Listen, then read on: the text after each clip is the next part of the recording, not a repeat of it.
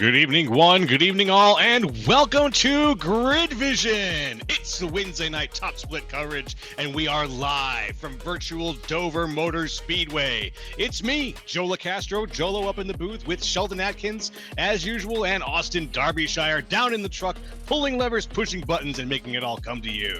Sheldon, how you doing this week, and are you looking forward to Dover? Absolutely, man. This is one of the, honestly, in my opinion, probably the best track on the NASCAR circuit, at least when it comes to throw to drive. Really hard track on tires, really hard track on equipment.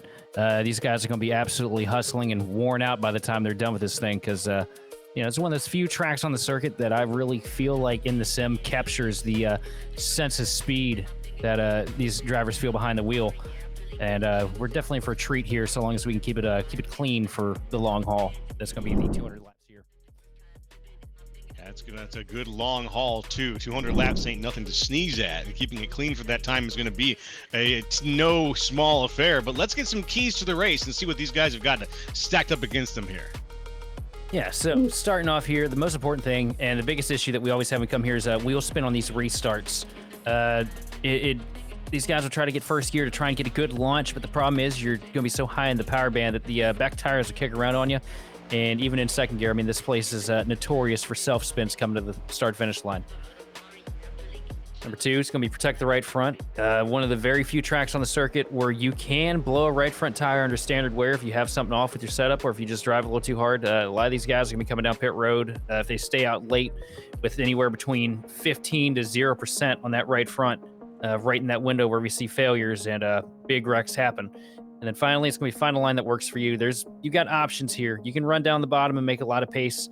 If you're struggling to get by somebody, you got the opportunity to go up against the wall and kind of shorten up the exit and make for an ultra long straightaway to get the opportunity to set them up for a pass into the next corner. So you're going to see guys pretty much all over this mile long circuit.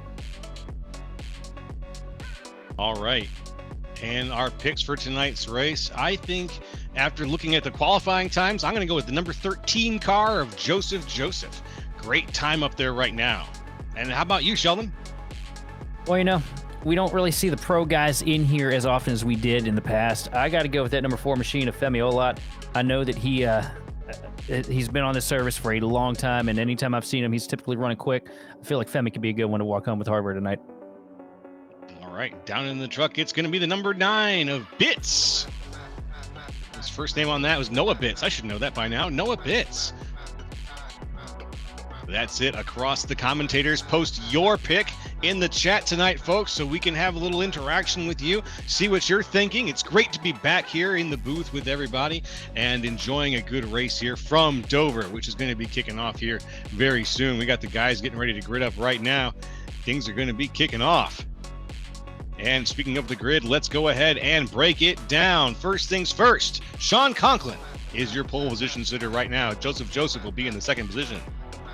Row number 2 is Richard Garcia and Adam Benefield. In 5th, it's going to be Daniel Nanny with Blake Neer. In 7th, Tommy Gossett. 8th, Dallas Pataska. 9th, Derek Heitman. And 10th, Dylan Banks. In 11th place, we got Roger Pierce with Corey Hines, his outside in 12th. 13th position off the grid here is going to be Brendan Meal with Paul Bergoli starting on the outside in 14th. 15th place is going to be Dylan Basin with Nolan Hodgson starting his outside in 16th. Then we followed by Brandon Bikey and Joseph Gulata, 17th and 18th. And running out the top 20 here on the grid is going to be Justin Levine and Paul Hill. Next up, Trevor Baxter in 21 with Zach Range in 22. 23 is Jacob Klein. 24th position is Justin Smith. 25 is Femi Olat. 26th is going to be Tyler Latrells. 27th, Omar Diallo. 28th, Noah Bitts. 29th, Chad Oxendine. And 30th, Maggie McGuire. In 31st, we're going to have Johnny Ballridge with Jacob Brower in 32nd. And running out the 34 car field this evening is going to be Sean Anderson and Brenton Hunt. Here you go. You've got the Gladiators on screen now. We see them all lined up. Any minute now, they're all going to be together, and the cars are going to be rolling off, and we are going to be kicking things off here for 200 laps at Dover. In the trends that I've noticed this week, ran a handful of A-Opens this week to varying degrees of success, but every one of those was absolutely a blast regardless of circumstance. One thing that I have noticed is that we've gone green very long for a majority of the races. I think the most I saw in a race this week was Monday night. We had 6 cautions, which cycled out to, I think, was 19 laps under yellow. So for the length of races here, I think it's going to be a pretty clean evening. That's what I'm looking forward to. Hey, if you've been having that experience so far, I think that these guys are some of the best in the business. We can hope that, and you, my friend, are as well. You've been racing with a lot of these guys. I think you've mentioned as a little bit before the race started. Absolutely, and I gotta say too, a good underdog to keep your eyes on. Going to be rolling off there in 10th position. That 18 machine of Dylan Banks. He's basically been Sean Conklin's shadow all week. Either winning or finishing runner-up to the 54 machine. So Dylan's going to be one to keep your eyes on for sure, because he definitely seems to have this place figured out. And this is one of those tracks where it takes a specific skill set to really get around here fast all the way throughout the run. And just seeing somebody run up front that much this week, I feel like he's somebody to definitely keep your eyes craned on. All right, and so I shall.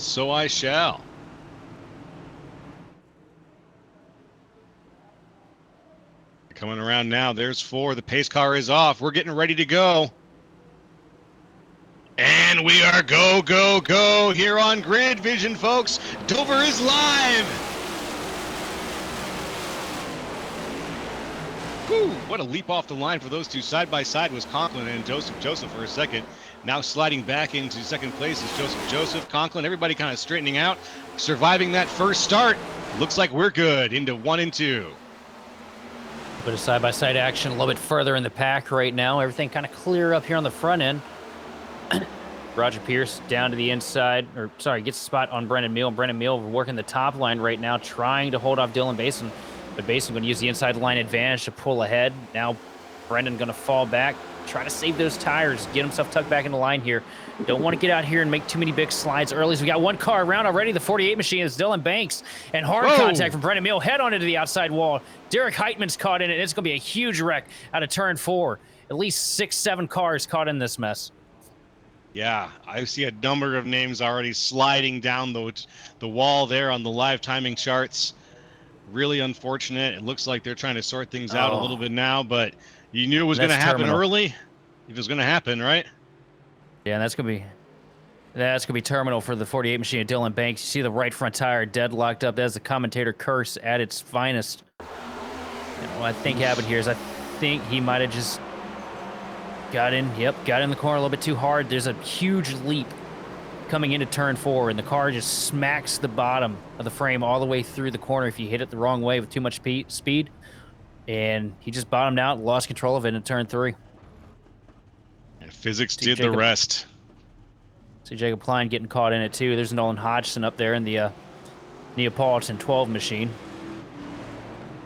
We're going to have to take stock on that as we have a very good number of drivers all heading down pit lane right now. We're going to try to sort out who's going down, who was a part of this wreck. But there goes the 48, the 76, around the 28, the 12. Right now we're looking at this from the point of view of the 12. Who is that 12? Yeah, there's nothing you can do when they wreck in front of you in a corner here at Dover. It's like when they have the big wreck at Daytona or Talladega right coming into turn 3. You're gonna get a good look here at what happened to Dylan. You see, comes in here, see how much the car bounced on entry, and once you light it off of the rub stops, it's hell getting the balance back under you. And then just almost had it saved, but Brennan Mill not able to check up in time, gets up into the back bumper a little bit, and it was just enough to send him all the way around. We're back live now under caution here. Lap 4 of 200. The pace car is out. Out at the front of the group is still Sean Conklin. We are 2% done with the race tonight so far. Moving right along. Let's get out. Let's shake this out though, and I want some of that clean driving that we were just hoping for here to start solidifying itself. This is quite the technical racetrack, as we were talking a little bit before the race started, and as you mentioned during the keys, this is a very technical place. And if you're not aware of the dangers that are going to be here, or even if you are aware of them, hell, they're going to come up, they're going to bite you in the ass sometimes, and that is exactly what happened there. Yeah, it's just a situation of cold tires and just getting a little too headstrong into the corner. And I've seen that mistake a time or two. I made it a bunch in practice this week, so oof. I think unfortunately for Dylan though, bites off a little more than he can chew. Also, Tommy with a very confusing paint scheme this week. Yeah, pulling out the 88 Double Dale number and slapping it on a Kevin Harvick paint scheme on a Toyota. That's all over the place. That's definitely a lot of things that don't go together. Frankenstein's monster of a paint scheme. And there goes the pace car as we get ready for the restart here at Dover. 5 of 200. Here comes the zone. Conklin, Joseph on the front of the line, making things happen here. Let's survive this restart. Green, green, green. It's time to go, go, go yet again here at Dover. Good clean start up to the outside line, though. Joseph Square going to send a good shot down to turn 1. He's going to keep Conklin side by side. A couple cars wiggling up the track a little further in the pack. Very, very close still up at the front. Oh, Conklin gets loose sideways. It's around. The same mistake we just saw Banks make coming into turn 3. That's going to be a huge crash backwards into the wall. Joseph Squared is basically done in a huge stack up out of turn 4. Oh my God, Gossett got the least of that. He is driving past the graveyard right now. That was caused by him just getting a bite of that apron. That transition came up and bit him like a cobra. Pow! That's just one of those deals, here. you know. We're so used to running these cars so low to the ground to try and get the most speed out of them we possibly can, and that's just one of those deals where I think the car may be just a little too trimmed out, and it's not letting these guys really have the opportunity to save themselves from a situation like that. Because it's, you know, 1 and 2, it's a smoother transition in, but 3 and 4, it's like you're falling through the planet, and just huge crash. Insanity. 2 meat grinders early on here at Dover. It's yeah, it's really unfortunate there. And yeah, we gave the commentator's curse there a little bit. But we didn't touch I didn't touch Conklin with the commentator's curse. I don't think any of us did today. Didn't expect that. And that's how competitive this field is. You know, you can't leave a single thing on the table here, because if you do, you're just not going to walk away with the win. And, you know, that's how on edge these guys have to set these cars up, how on edge they have to drive these things. I mean, you just watch them come in there, and it just, that right there, you see the jerk to the right. That's him smacking the bottom of the car on the track. And once that happens, you're just along for the ride. If he didn't have Joseph on his outside, you know, there's a possibility that Conklin could have pedaled out of it. But, you know, those two sitting there racing, you don't struggle with it as bad on the top line. But on that bottom, it's terrible. Oh, wow. Yeah, it kind of makes me wonder what his wheels, like, force feedback is set at, too. If it's set really high, I wonder if it just yanked it right out of his hands right there. But I'll tell you what, the force feedback level doesn't matter, because when you take the back tires of the car out of the track, it's coming around no matter what you do. Yeah. You got a good That's point. just one of those deals. Yeah, rough break for a lot of these guys, but hopefully nobody really catching too much front end damage or it was suspension a rough damage. Break. Yeah, absolutely. It was a rough break, you know, but you know what it also did, man? It shook up the front a little bit. It made the front a little bit less predictable. Now we've got Richard Garcia right now out at front with Adam Benefiel here getting ready for the restart. The pace car is going to be off any moment now. We're going to get things going again here at Dover, lap 9 of 200. We're doing good, cranking up the percentage bit by bit here. But let's see some clean racing here, boys, and let's do our best to keep going and get around there without, biting the apron this time. Yeah. Also, another thing worth shouting out, too, is I noticed this week. Looks like Legacy is back. Team fronted by good old Boyd Hogan. I've seen him in a couple races this week. Always good to see him back on the track. If memory serves, they're going to be quick as hell, because they were in the past. But either way, back to you, Joe.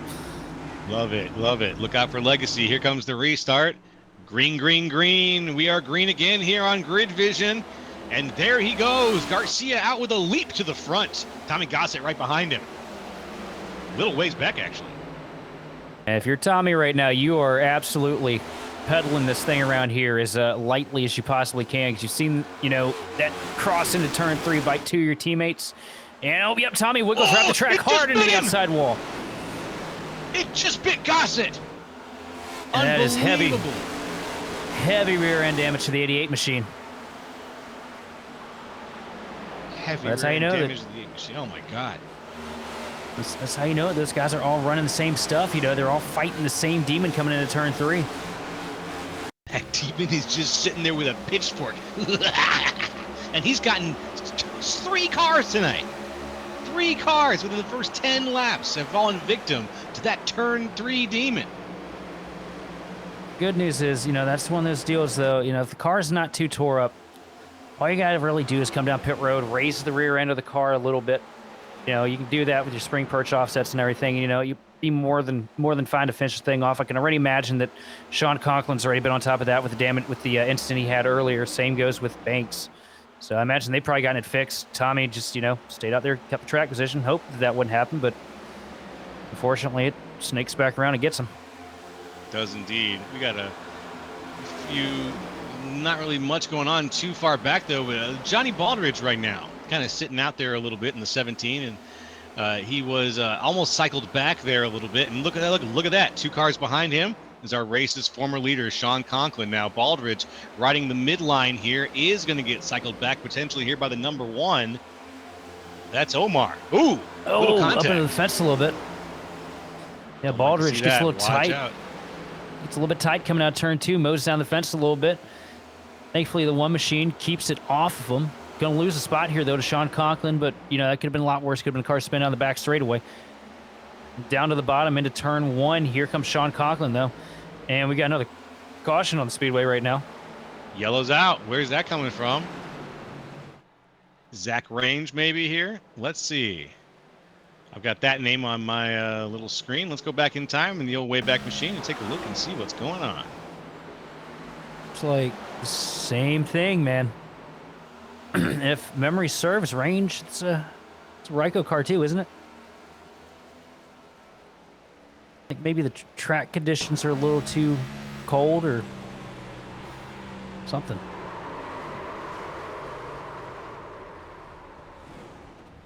It's just a lazy spin for Range. I'm gonna loop back onto the track because, you know, I mean, spin out, might as well get a caution, right?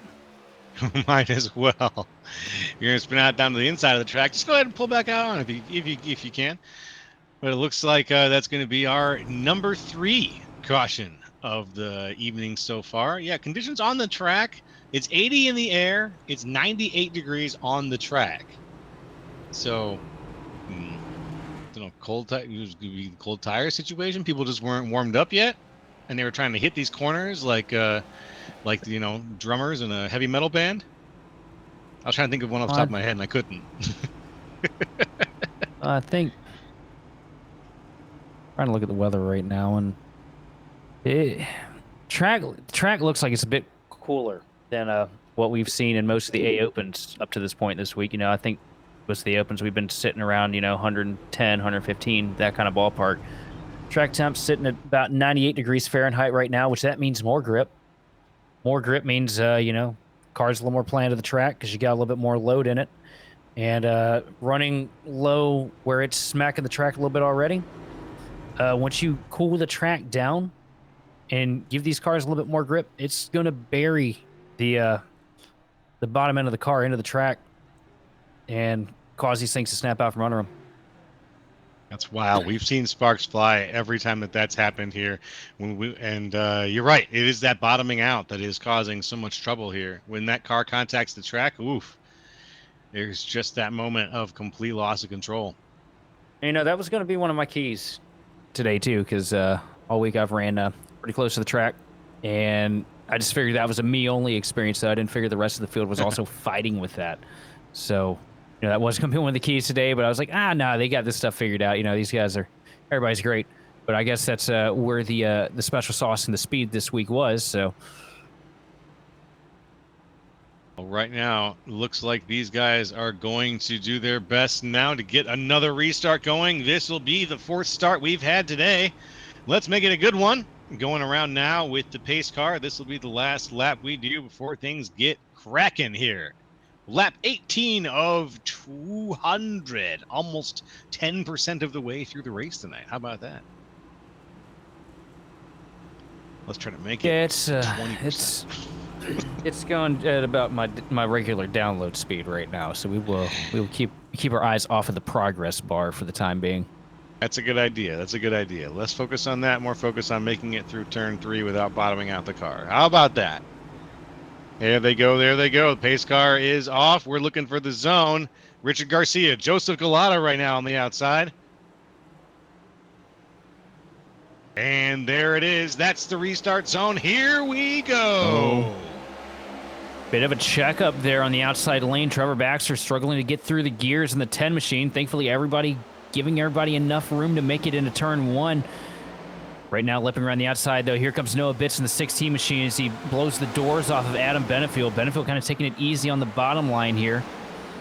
And Tyler Luttrell, winner a couple weeks ago, working his way up to the front as well. Now to the outside of Bitts coming out turn 4, down to the start-finish line. It's going to be a dead heat into turn one. Think the outside line's going to pull. Yes, it does. Here comes Luttrell. Move him up into the third spot.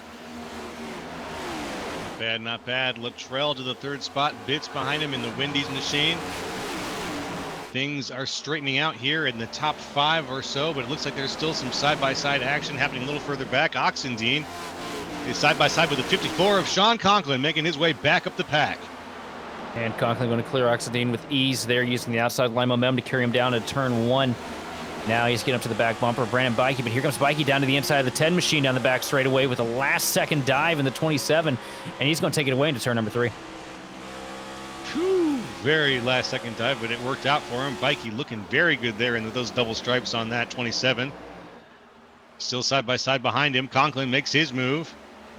And behind him, Femiola tries to capitalize on that as well.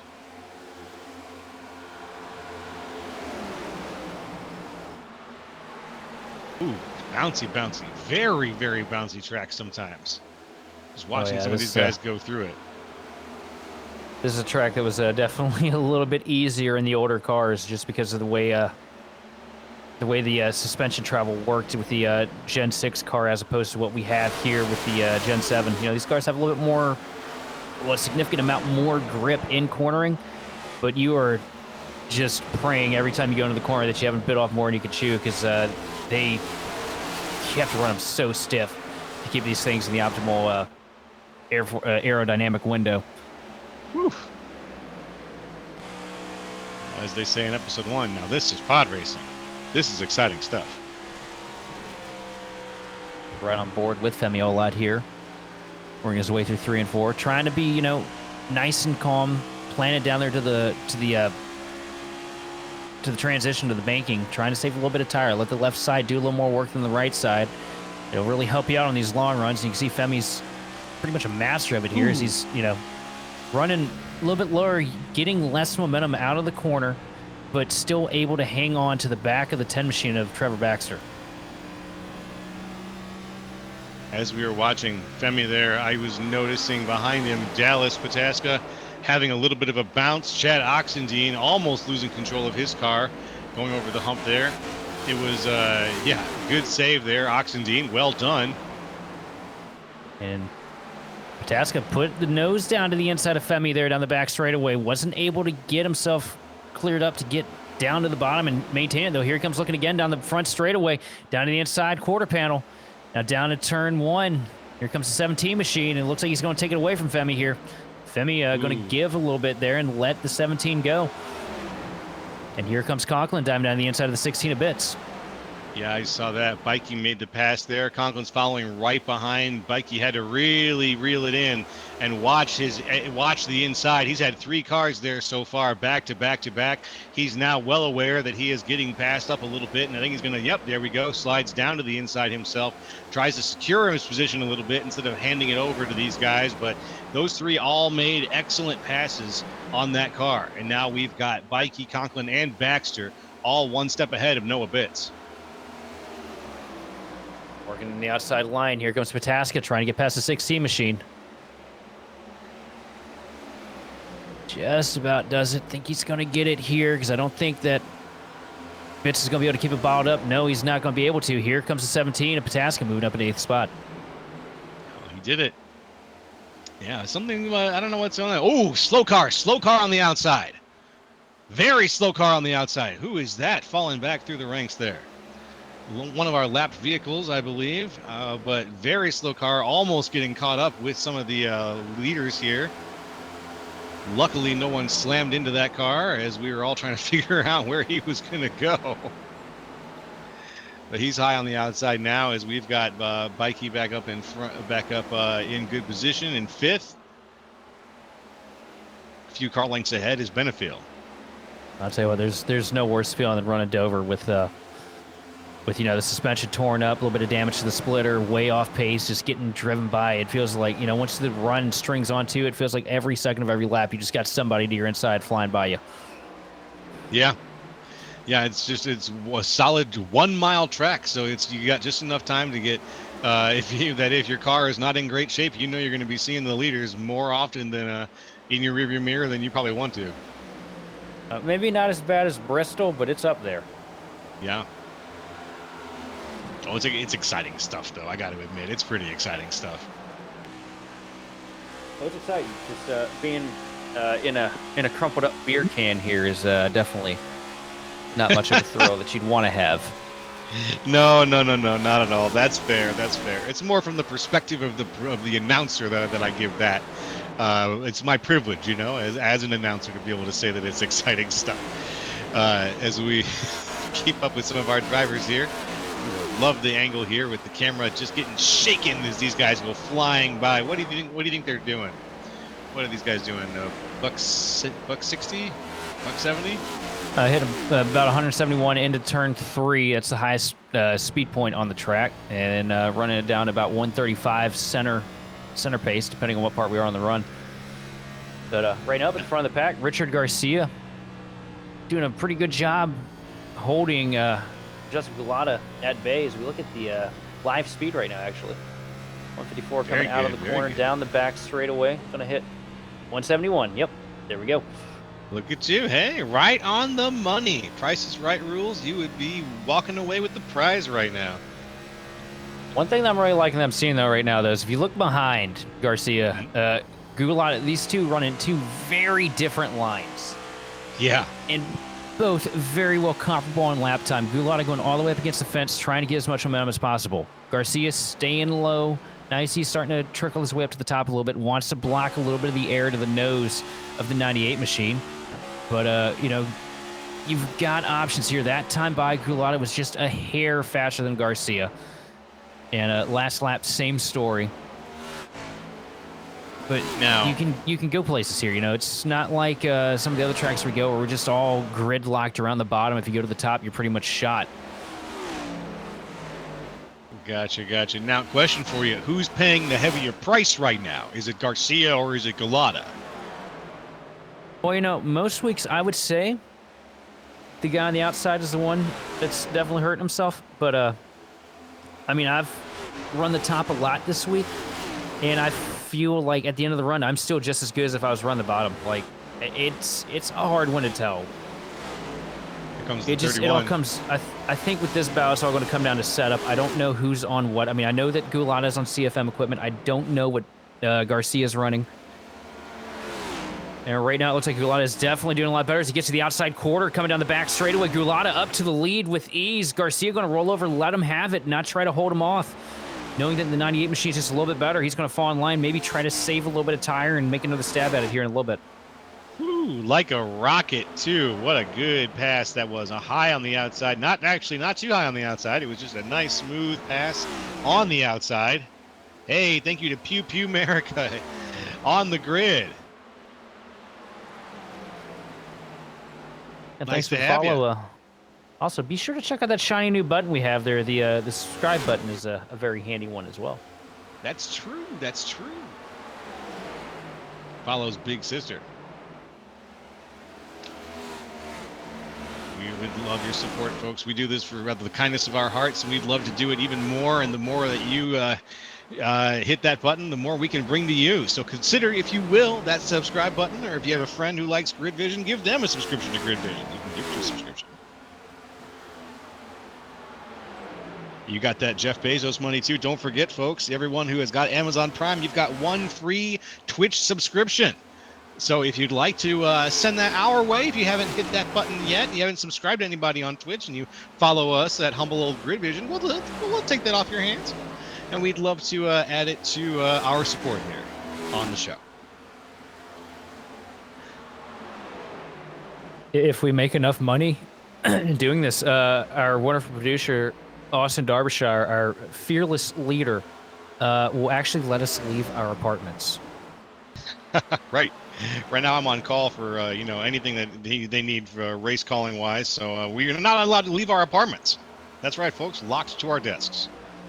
Well, side by side for third place, Tyler Luttrell trying to work the outside line against Adam Benefiel. Benefiel all the way down to the flat, almost contact between the two, and Benefiel's going to get loose out of turn 2, has to pedal it, but now that's going to give the spot to Tyler Luttrell. And now Benefiel falling into the clutches of Brandon Bikey and Sean Conklin. Ooh, yeah, Conklin had to really check up there to avoid really driving directly into the back of the 83. That Team Conti blue car looking pretty good, but he's got to stay ahead of two very fast drivers right now in Sean Conklin and Brandon Bikey. Bikey and Conklin side by side right now, fighting for fifth.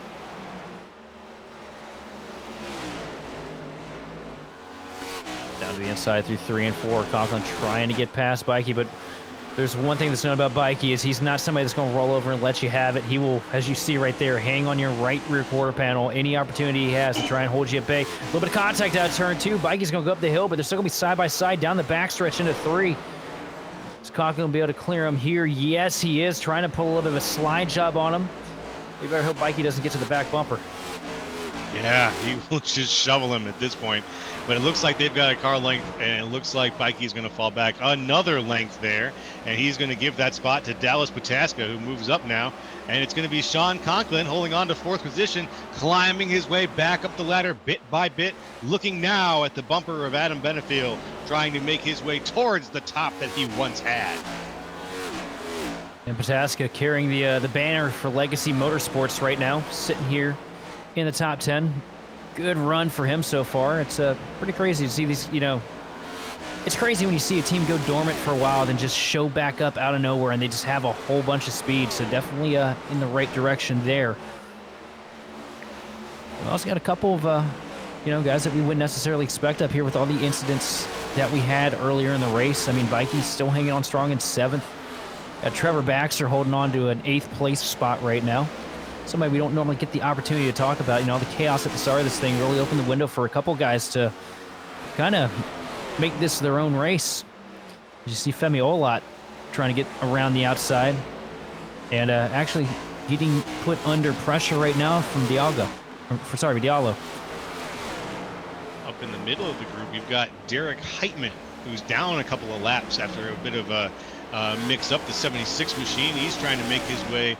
He's just trying to hold on right now. He doesn't want to cycle back through, I don't think, and give up so many positions. He wants to hold on to his spot and stay in a good position. So if more yellows come out or something that he can work with will work with him, he'll be in the right position to do it. I think a part of it is, too, that Heitman feels like anything that's happened at this point in this race, going forward is just a blessing, because absolutely got chewed up in that first wreck, and that 76 machine still running together pretty strong right now. Mm-hmm. Yes, sir. Yes, sir. Probably still has a little bit more damage, too. Might be something wrong with the suspension on that machine as well. But 52 laps on the board right now. Joseph Gulata pacing the field right now up to his 2nd advantage over 2nd place Richard Garcia. That's right. The field is getting paced out here. Richard Garcia in 2nd. High up on the outside is the 87 of Tyler Luttrell. Speaking of lines that are a little bit different there, he's really close to the wall there. Now diving back down a little bit. Maybe he was just high on the outside for some other reason, but his line looks like it's solidified a little bit. Going back through the list, we don't have too many battles forming up, but we do have a very close run right now between the 7 machine of Femi Olot, who's down on the inside of Trevor Baxter. Baxter holding on to the wall spot. Olot slides back. Doesn't quite have the speed at this time, but he's got the challenge in his eyes. You can see that he wants that spot.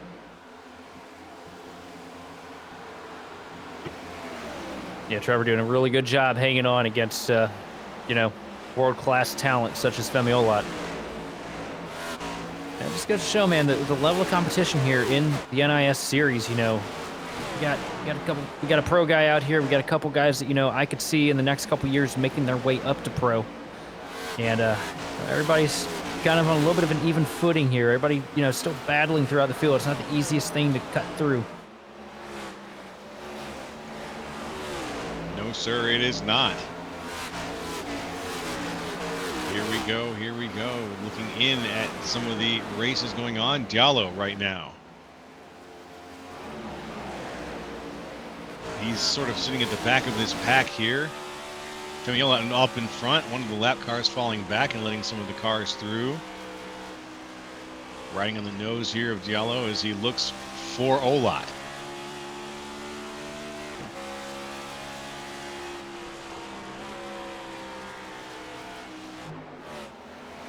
Trying to see if there's few other spots here, but it looks like this run of cars that starts with it starts with really Brandon Bikey. Oh, Conklin Down to the and bottom in the Bataskin now 3. side by side.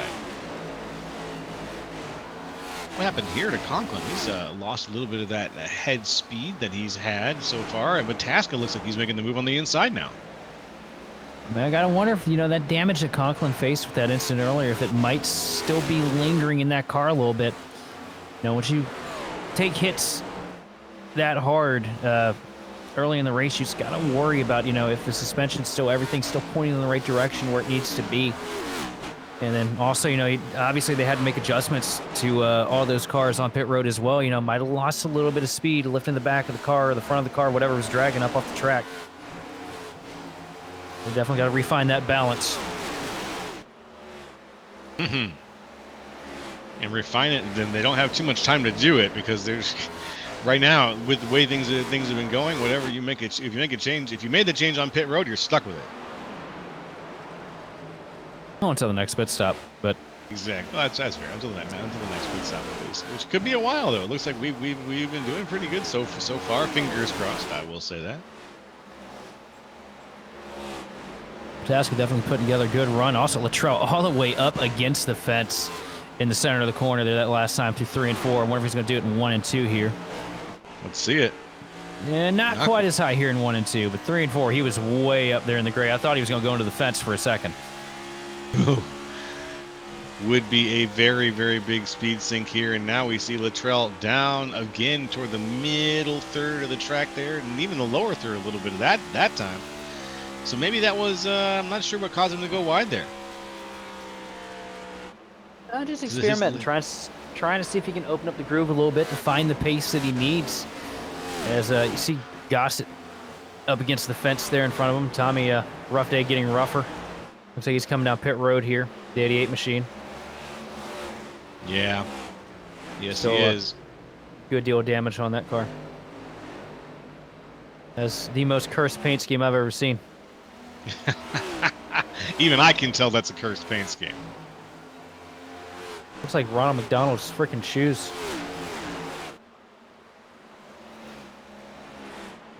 It does look like Ronnie's shoes. That's true. That's true.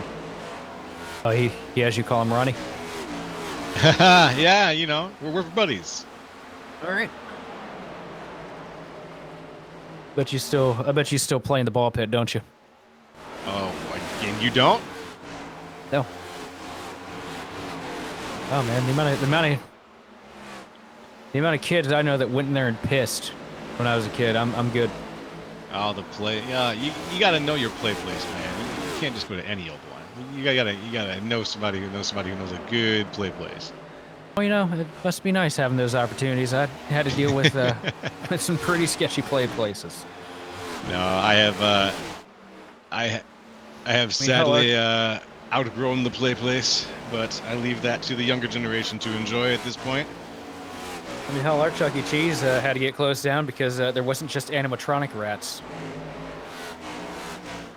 Oh my goodness, that's delicious. That's got to add a certain patina to the food for sure.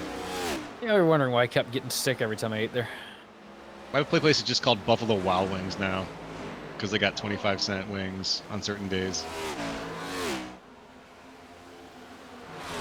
I'm impressed right now, though. In second place, Richard Garcia kind of starting to reel Gulata back in a little bit here. The gap is less than 1 second right now between the leader and second place, so that reel is tightening. It visually, it's taking some time, and it still looks like an insane gap of almost a full second. But that second has been, as you said, Sheldon, getting a little bit tighter every turn around here. Wondering if staying low as long as he did, he might have just saved a little bit more. The Gulatas, we look a bit further in the pack. Here comes Diallo working around the outside of Bikey down the back straightaway. He made the move, and right now, as things are going smoothly, we are going to take a little step away and let these guys keep going around and grinding things out. We are on lap 69 of 200. Nice. And we are going to be right back here. Pancakes.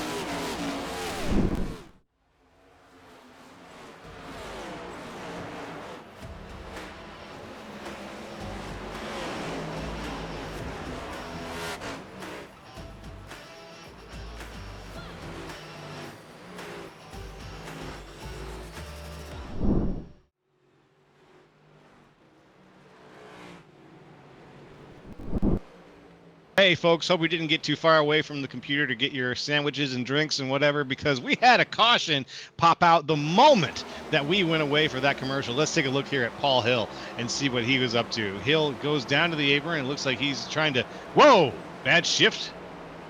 No. What was that? But He just hit the bump and spun?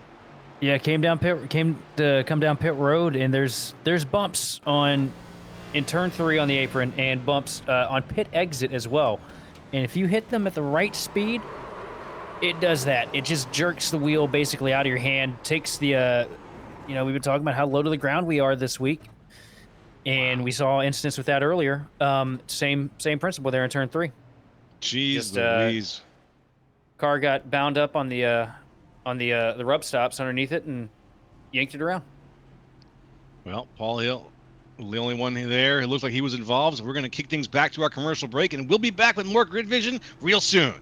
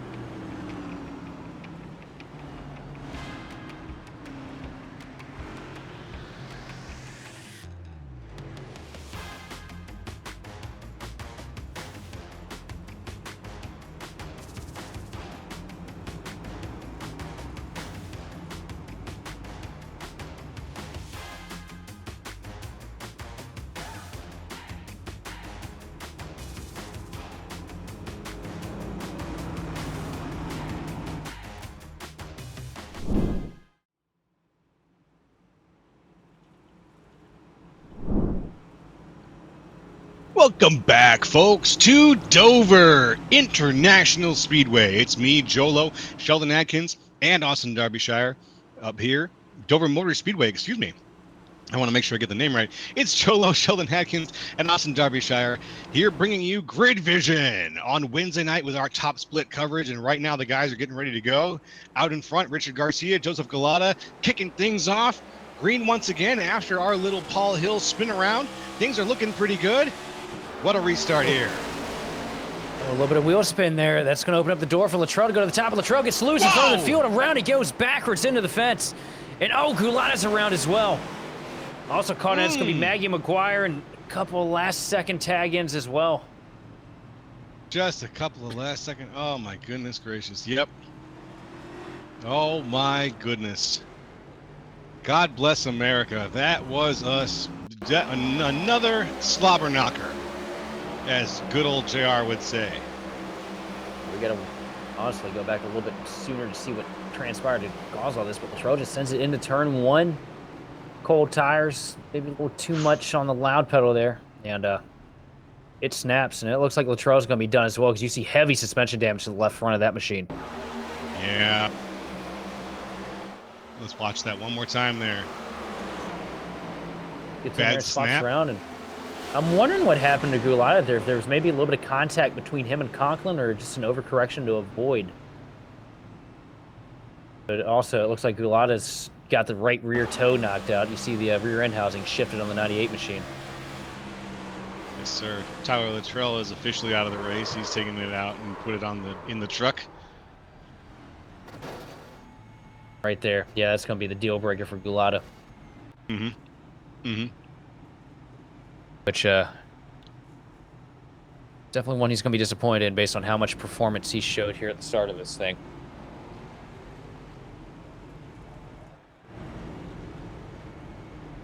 got a few more laps to go around, but we're at 75 of 200. We had a pretty good stretch in there. And now let's just see if who's left can make it green again and hold on to that for as long as they possibly can. We got some guys going around here who have got a little bit of damage already. We got guys going around who are a couple laps back. Tyler Luttrell, who just stepped away from the race, unfortunately. It looks like Paul Hill had to disconnect as well after his wreck. We'll probably have a few more names on that list here, but right now everybody else is still going. Yeah, I mean, there's not too many cars left in this field that weren't caught in an incident at some point. That's true. Derek Heitman back on pit road serving heavy damage repairs as well on the 76 machine. Said over the radio that he has about another 7 minutes of repairs that car needs, and I'm looking on pit road, and I think he's going to need a lot more than just 7 minutes to get the right front pointing back in the right direction. Youch. Gulata leaving pit road right now with a handful of others. Maggie McGuire rejoining the race as well. So a lot of these guys are going to stay in it here. Yeah, Maggie had a hard hit into the nose of one of those spun cars. I think it was Tyler Luttrell at the beginning of that last wreck. Hopefully she's able to use the repair and get back out there. Hey, they found Jacob Brower's front bumper, so that's good news for the 88 machine. It made its way over the catch fence, and the fan threw it right back. How about that? Yeah, he's gonna have to autograph it after the race and give it back to him. Is what the deal was on that. Oh, that's very magnanimous of him. As the pace car takes him around through 3 and 4, and we get ready to see things one more time. Restarting here at Dover. Get those tires warmed up. Go ahead and get ready, folks. It's going to get kicked off here again real soon. There goes the pace car. We're looking for the zone now. Richard Garcia, Sean Conklin out in front. There's the green flag. We are green yet again. Garcia takes the lead. Conklin right next to him. He's not going to let go. Side by side down to 1 and 2. Garcia going to hold the advantage for now. Pull out a nose now. A car length in front of the 54 machine of Conklin. A little bit of a bobble out of the 57 though. Let's go open the door for Conklin to get down to the inside corner into turn number 3. They're going to be side by side now here into turn 3. And it looks like Conklin's going to pull the advantage with the clean air on the bottom. No, he doesn't. Here comes Garcia. In the back, we've got some interesting drama going on. Femi Olot very loose right now, high on the outside. He's making his way past a couple of cars in the wrong direction. Right now, the 10 of Trevor Baxter is right next to him. Olot having some trouble keeping the car straight right now. Very loose. The back's now out of turn 4. Conklin going to nose ahead a little bit down the front straightaway, but here comes the 57 machine firing it high off the top line. It's going to lead for just a second. It's going to fall back into the hands of Conklin here into 1 and 2. And Garcia gets around. A little too much wheel. Just about loses it. One hell of a save, though, out of the 57 machine. And it looks like he's going to be able to cycle it back on the track here, but that's going to be a costly mistake because we got a huge wreck behind in 3. Wow. That was wild. What a save there. And then the big one, yet again. Ooh, massive overcorrection, and then poof! Damn. Wow! Does he have a hotkey on the wheel for that? That's crazy. That was some abracadabra shit right there. Fucking David Blaine just hit the wall at Dover. Watch this. I'm going to make this car disappear. Like, he hit the wall so hard he fucking vaporized, dude. Is he okay?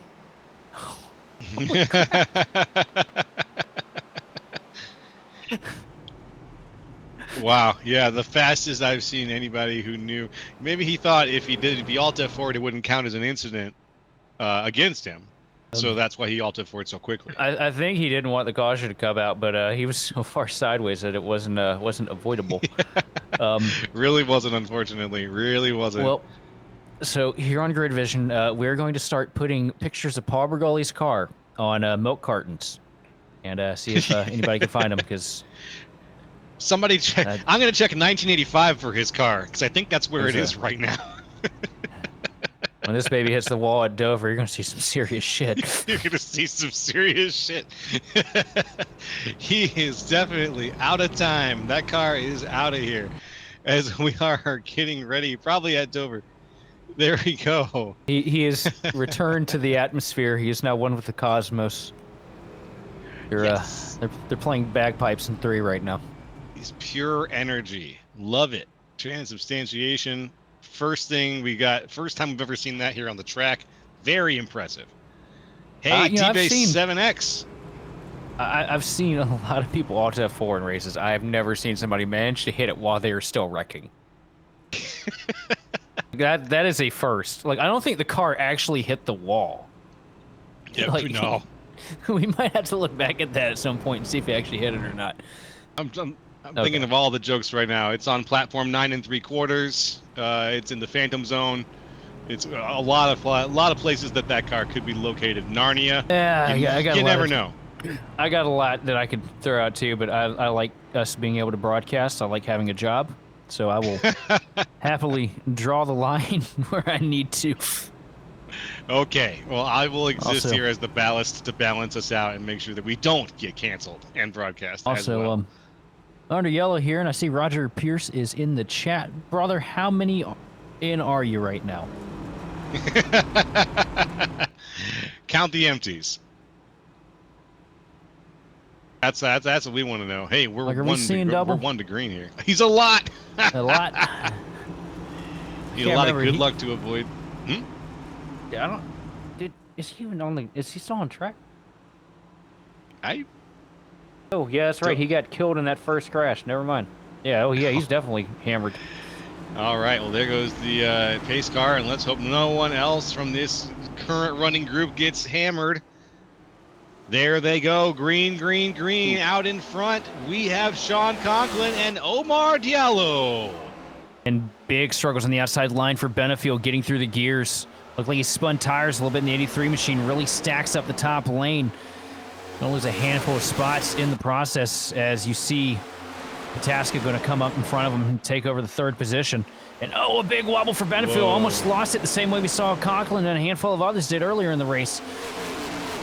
Great job chasing it back up the track, though, to avoid looping it, but eventually the bleeding is going to stop here for the 83 machine because this is definitely not the restart that he wanted.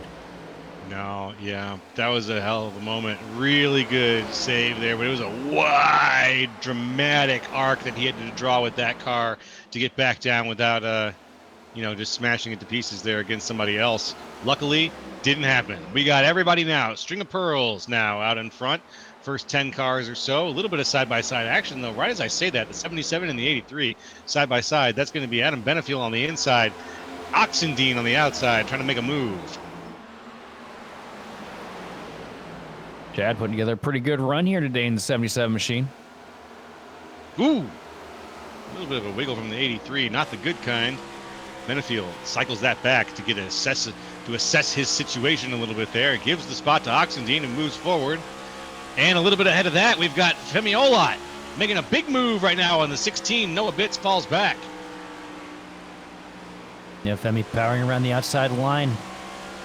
Once they get up into your right rear quarter panel, there's not a whole lot you can really do. I mean, you can try and fight on the bottom, but, if that guy up top just has that thing figured out up there, there's not much you can do to really hold him back. No, not so much. As we see, that was almost a dicey move there. 28 almost taking it 3 wide with Johnny Baldridge. And it looks like Corey Hines up there on the top line. Another one of the Reaper Legacy machines. Blake Near's around. Oh. He's sideways. Save it. Oh, and he does. Saved it. That was the save of the race. Insane save. Almost a crash also from Joseph Galata. Almost just rammed the car into the back of Brandon Meal. But what a save. Blake Near. I can't tell if the skid marks came from the tires or, down his pants leg on that one. From the driver. Yeah, me either. What a moment here. Got to take a breather on that one. Oy, oy, oy. Moving back to the front a little bit. Back in the front. Noah Bitts is trying to get some places back here.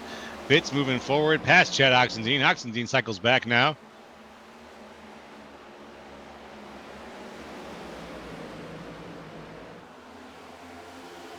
Up at the front of the pack right now, it's still Sean Conklin and Pataska running 1-2.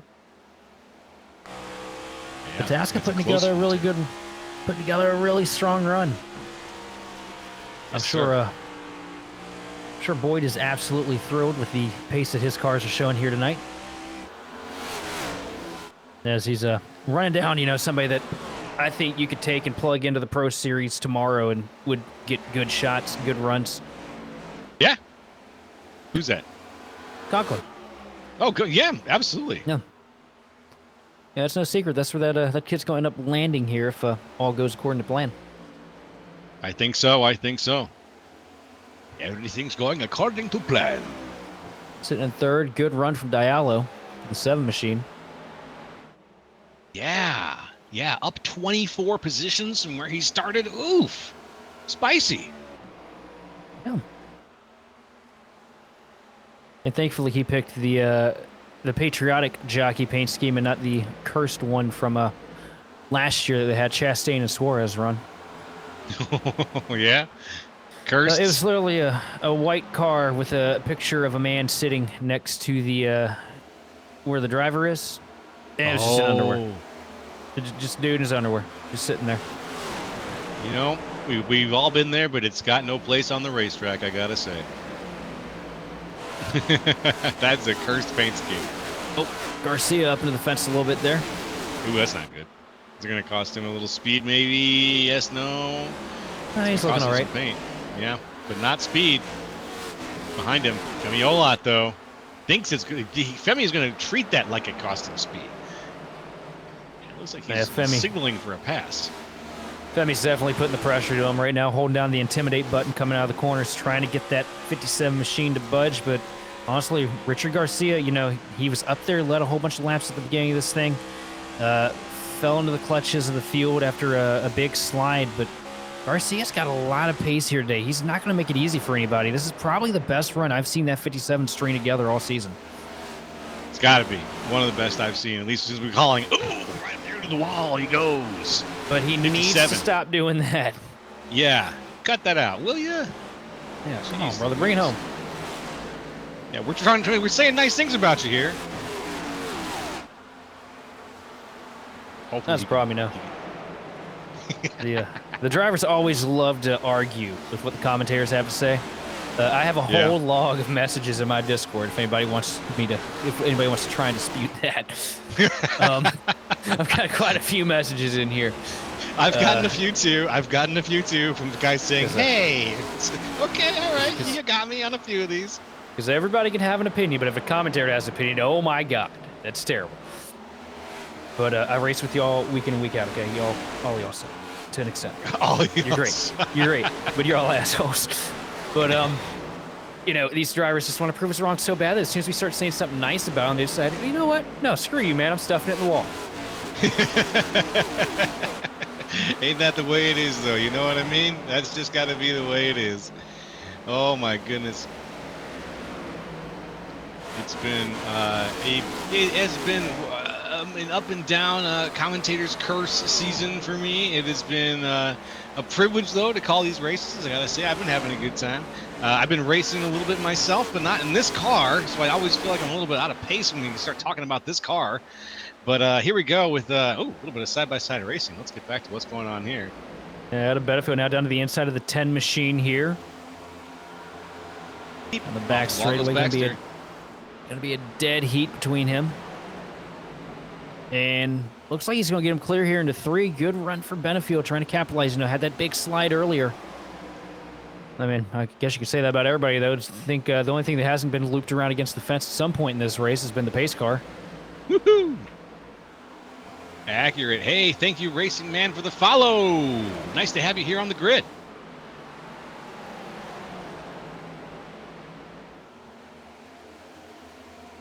Let's see. Ooh, I'm just looking for the next guy to hit the wall. That's kind of where I'm at right now, as we've crossed securely into the triple digits, folks. We're at lap 102 of 200, over halfway there at Dover tonight. You living on a prayer, buddy? Yeah, you better believe it. Take my hand, Sheldon. We'll make it, I swear. Why's your hand so sweaty, bro? That's just the excitement from tonight's race.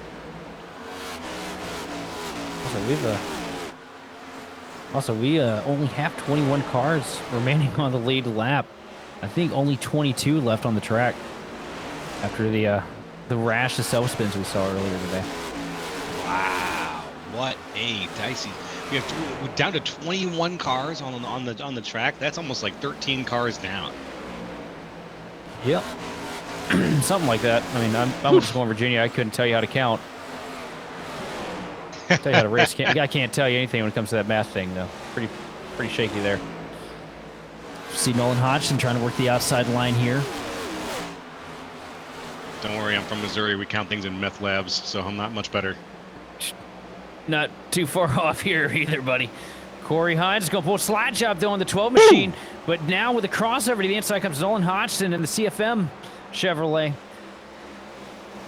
Down 3, Hines going to try and use the outside line momentum to pull him around, though, and it looks like it's going to work. Hodgson's going to have to settle for 13th here at the line. Yes, but sir. going to take another peek down to the bottom here in 1 and 2. And Hines right now the most aggressive with that outside line, going to get up to the back bumper of the 10 machine of Trevor Baxter, who tags the fence out of turn 2. Hines going to try and set for a slider. Not going to be enough, though. Baxter going to lean in on the quarter panel and get the run off the turn 4 down the front straightaway. It looks like it's Reaper Speed Lab versus SBR Motorsports right now with the 0-1 and the 1-0. Oh, pancakes! Oh, here we go! He just barely kept it. Wow. Baxter just... Did Hines get help from Baxter with that? Did Baxter push him back straight?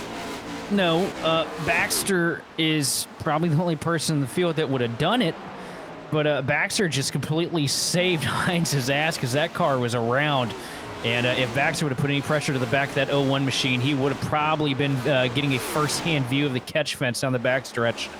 Wow. And, Baxter, one of the few guys that, is okay with having to crack out of the throttle here and there. So he did a great job with that. What a moment. I thought that was going to be our next yellow. It ended up not being it. Not bad, not bad. As we look back a little bit, and Trevor Baxter is now side by side with Nolan Hodgson.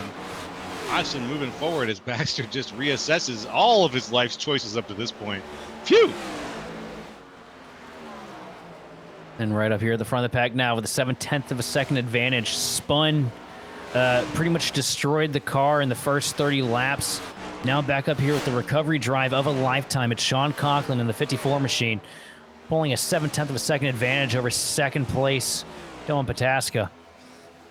The Pataska, strong run. I mean, first time I think I've covered him here on NiS. The 2 years I've been up here in the booth. Definitely looks like they're bringing some pace to the track here.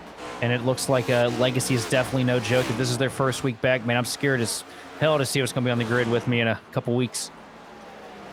Yeah, yes, sir. As we look back a little bit, just a little ways, Brandon Bikey is making his way past 5th right now, up into the 4th place slot. He's fighting Dylan Basin. Very close here. Down the inside is Bikey. Basin on the outside. The 11 holding on with just enough momentum.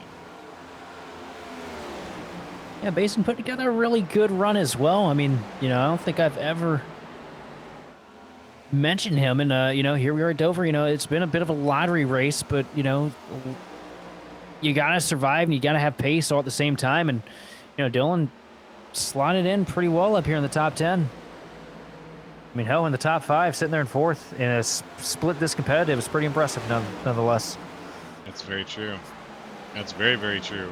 Speaking of impressive right now, Femi making his way up on the inside, makes the pass on Richard Garcia. A little bit. Garcia now about last restart hasn't really made moves much further up than this right now.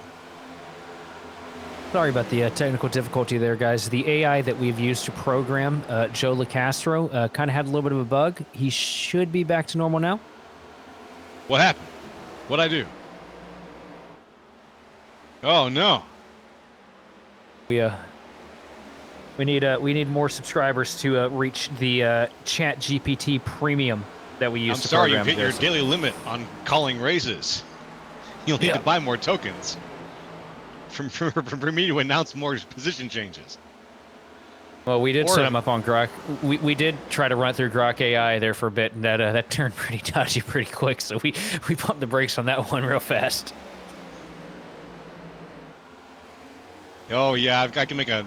You know how you know how you held back a bunch of jokes earlier? Now I'm holding back a bunch You're of holding jokes. them all back. Yeah, I am too. No. I'm not going to talk about what Grok's favorite numbers are for cars on the track, but I think you all can guess. Or what he has assumed the name of. Exactly. Yeah, we're going to pass on that. It's What a it's silly a South robot. Park episode. Silicon Valley is turning into a South Park episode at this point. It is.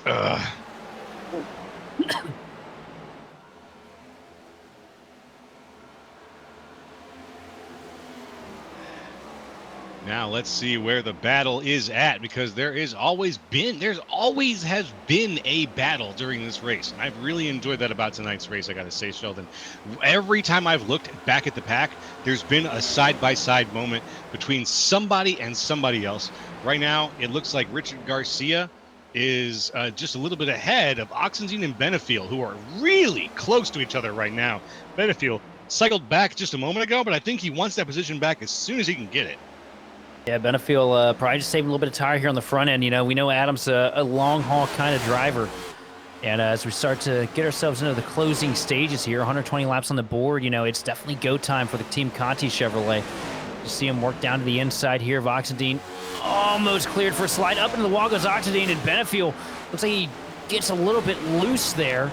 Chases it down the hill, loses a handful of spots now. The 01 machine is trying to work his way past here through 1 and 2. It's Corey Hines. Benefiel going to lose a lot of time there with that move. Oof. Yeah, falling back. Benefiel's in 11th now.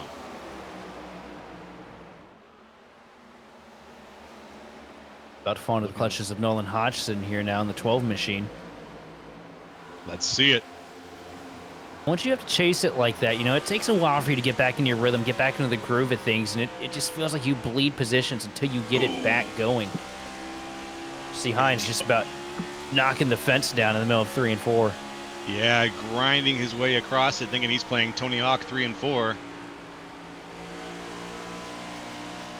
Here comes Benefiel looking to the inside now, down the back straightaway, side by side out of turn 2. Benefiel going to fall back in the line behind Hines, though, the outside pulling the 01 machine, and a huge block into turn 1. Big contact. Benefiel just shoved it into the back of the 01. Corey Hines able to just no-sell that, but that was a pretty good, solid bump from Benefiel.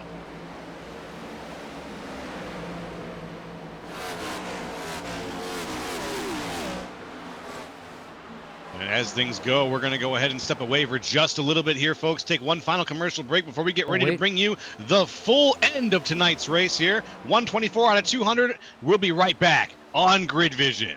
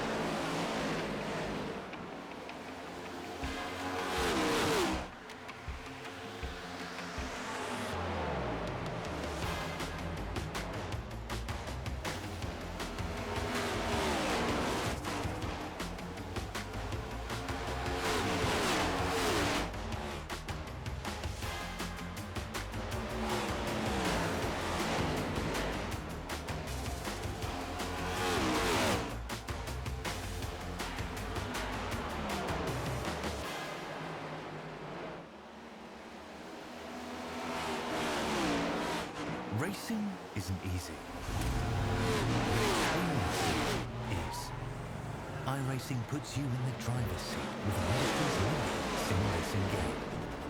Drive on laser scan replicas of the greatest racing circuits from around the world. Go head-to-head against other drivers chosen by skill-based matchmaking to ensure competitive racing at every level. Compete across all your favorite series. In officially licensed cars, engineered to deliver the most accurate driving experience possible.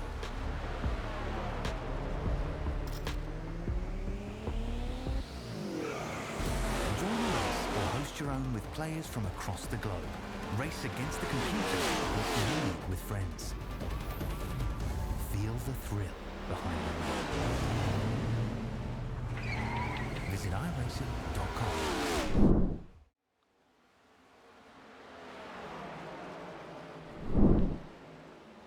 Hey, we're back, folks, on Grid Vision with more from Dover Motor Speedway.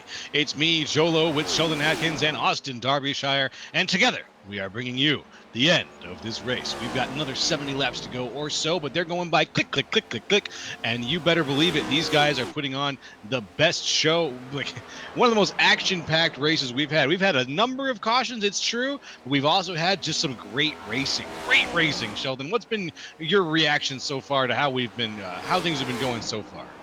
Well, I'll give it a quick rundown here for the Tan Guy to Cock 200 from Dover Motor Speedway.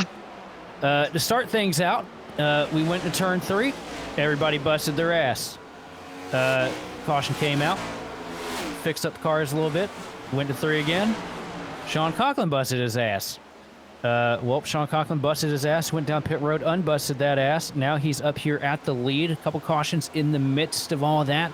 But right now, it is him versus Dylan Pataska, and right now, Dylan Pataska running a little bit quicker, so I'm wondering if Sean might have a little bit of lingering damage in the 54 machine that might be hindering his long-run pace, because that 10 car is definitely moving right now. It's carved a second lead down to about 3.5 tenths, and it does seem like it's ever so slightly closing lap after lap.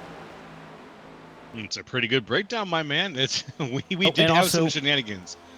And also behind the wall right now, Roger Pierce sitting in the garage about 26 beers in, screaming at Sean Conklin every time he goes by. Don't know if it's a friendly gesture or if it's a, hey, I got caught up in your crap gesture. But, you know, everybody's out here just having a time of it.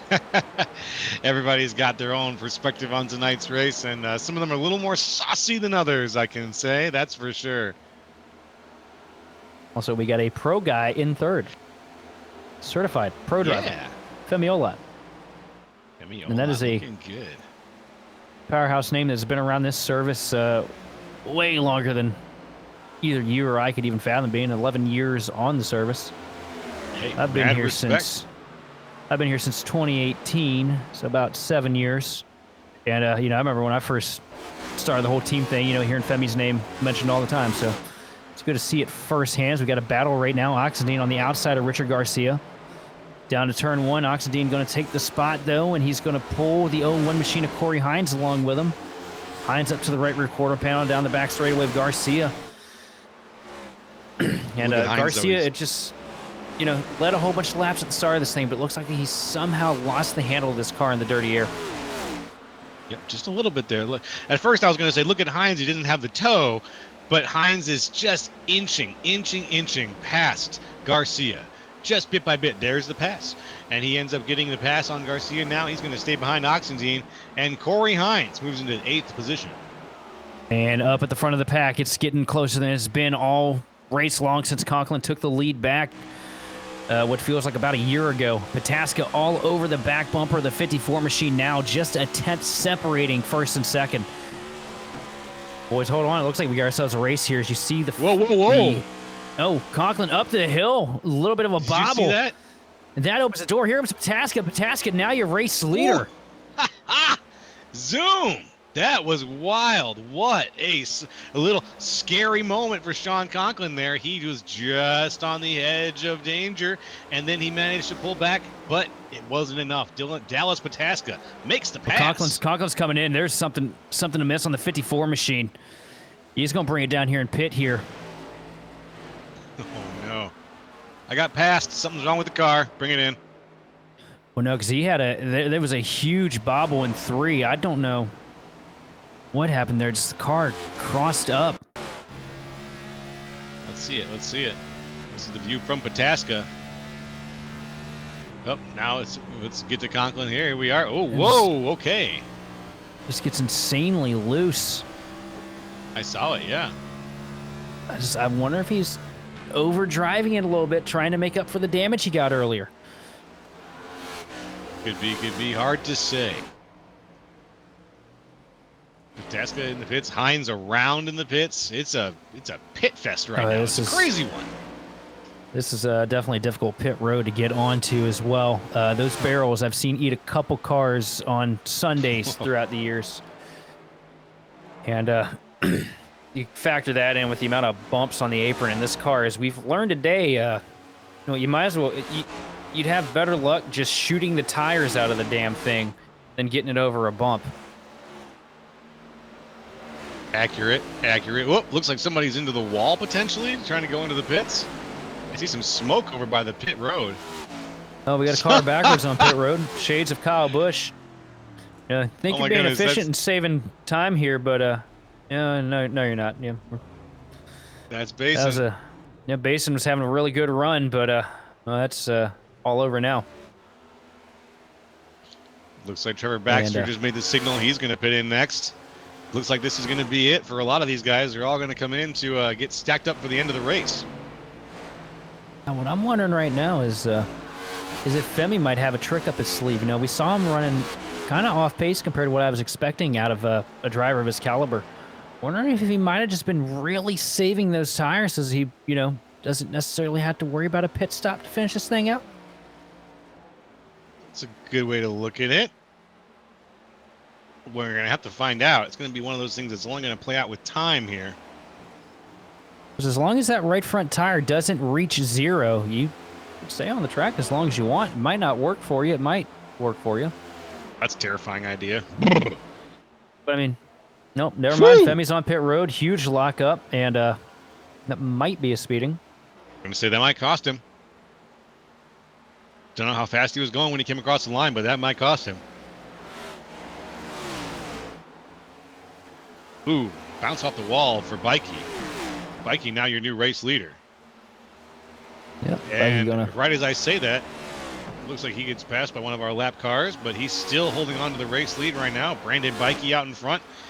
Nolan Hodgson behind by about a full 2.5 seconds. And these guys right now, they're just staying out, trying to push it as late as they can. Hopefully get a caution or, hope for that little bit of tire advantage from staying out and coming in and getting freshies later. Bikey goes down, takes pit road, which now shuffles things yet again. Nolan Hodgson takes the race lead. Also, Conklin was beyond perfect on pit road there. He's got a huge advantage to Pataska now. Yes, he does. Conklin now 6 center of seconds 3 and 4 right now. Yeah, Pataska way back there. Well, we've only got a handful of cars right now on what would be considered the lead lap here. About 3, maybe 6 cars total on out in front who have yet, I believe, to pit. Yes, sir. Unless you're Brendan Beal, who's pit 6 times. So. The part of me that absolutely loves chaos. It'd be pretty crazy if we got a caution in the middle of this pit cycle, wouldn't it? You know what? You're right. The chaos gods would bless us. We get hit with the chaos. We almost had it. Oh. I don't have a dog in the fight any which way, but yeah. After the tameness that we saw the last couple weeks with the road courses, I wouldn't mind a little bit of a shit show. Come on, guys. I know you can deliver this. I've seen y'all do it all year. I know you though, Sheldon. When it switches to a shit show, your opinion of things can change very quickly. I'm worried about that. Look, that's what the subscribers pay for, though, is my opinion. 100%. That's it. That's what y'all are here for, right? Hey, absolutely, it can't be my beautiful silky voice. My opinion's only worth $12, but hey, let's fucking eat, all right? Hey, that's good money. That's a couple snack wraps. Yeah, right. It's Divvy that up snack wraps between are back, baby. myself, Joe, and Darby and Karen. For some reason, Karen gets paid too. It's screwed up. She gets paid more than all of us. She gets the lion's share, in fact. Yeah, it's a cat, and she gets paid like she's an actual member of the production team. It's Right? really screwed up. I heard that she gets the parking spot too, and dental. But also, Karen's only a couple years old, so I'm really thinking about the whole child labor law thing here. She's 5. Oh. Our producer just confirmed she's 5. All right. Old maid. Calling the cops. Karen's a cat. Let's be clear. Let's see where everybody else is. Ooh, that's a bounce off the wall there. Yeah, and we got a caution. And the caution is out. Who is it? Gulata Joseph answers my Gulata. prayers. I don't think let's he see wanted what to, though. Let's see what he did. Wayback Machine, Wayback Machine. Show us. Yeah, right there. It's the same issue. We've seen that everybody. Oh! Yeah, well, you know what I think that might have been? Huh. These guys coming down pit road, you know, throwing on 4 fresh tires, making the low fuel adjustment, which you know, you bring the car a little bit closer to the track when you do that. Kind of helps offset the aero balance once you burn off fuel in the fuel cell, because when you burn off gas, the back gets lighter, the car raises up a little bit. Drop it down, reshifts the balance. I think maybe just grabbed a little bit too much. 3 and 4, we know that's the trouble corner with the bumps, and I think that's what bit Gulata. Yeah. Yeah, accurate. Ooh, that's terrifying. Look at that. Facing the oncoming traffic. Yeah, tough Trying to figure break, out you who's know. pitting. Joseph ran so strong at the start of this thing, got caught up in a wreck that didn't necessarily have any part in causing, and it's just been downhill from there for the 98 machine. Just been downhill from there. Really unfortunate. That's true. Speaking of downhill, this is going to change a lot of things here with the strategy. So we had a whole bunch of cars come down pit road, take 4 tires there, lose a lap. I mean, we are lapped all the way up to 6th spot. Everybody's 6th and back, lap down. Itasca Conklin, both getting themselves back on the lead lap. Brandon Meal and Nolan Hodgson, both sitting in control of the race right now. But this is definitely what a race. Definitely throwing things for a loop here. Yeah, it has. It sort of created a number of separate races here as we get toward the end of tonight's race, because we've got cars that are so far spread apart across the stretch there. They're all racing for different positions. They're all going to want to hold on to those positions. They're all going to want to hope that, hey, the next caution will buy me a few more of these laps back. Maybe I can get just a little bit ahead of that guy who's also a few laps down. It's going to be a dog-eat-dog situation for these last 40 laps here.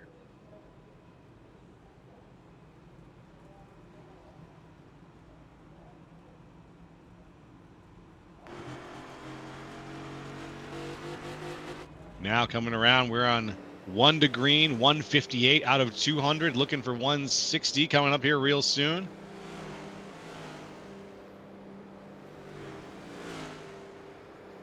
It has been a brutal one. Let's see what happens.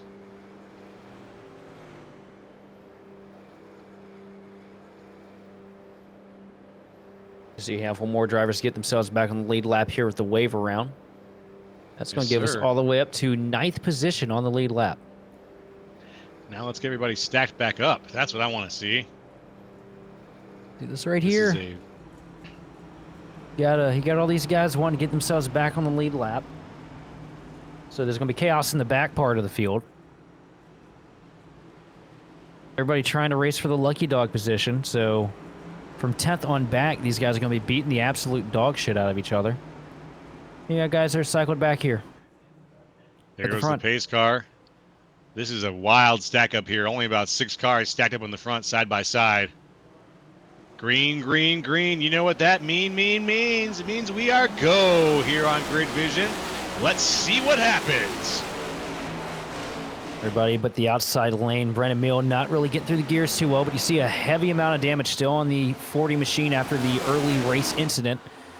He's just happy to be, if it goes green, guaranteed top 10 finish here if he can keep it in one piece. Right now, Hodgson's out in front. Bitts is in between Conklin and Hodgson.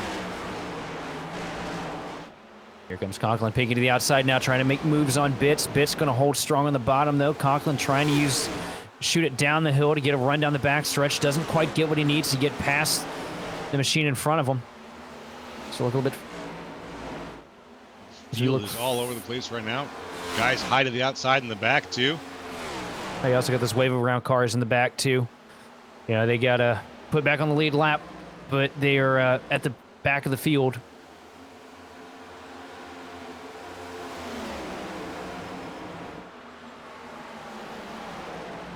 Wow. Here is the current breakdown. 22nd, followed by 11th, followed by 3rd. That's what we're looking at right now in some of the parts of this race. It is a very jumbled up, mixed up race. We got a yellow flag out. For what?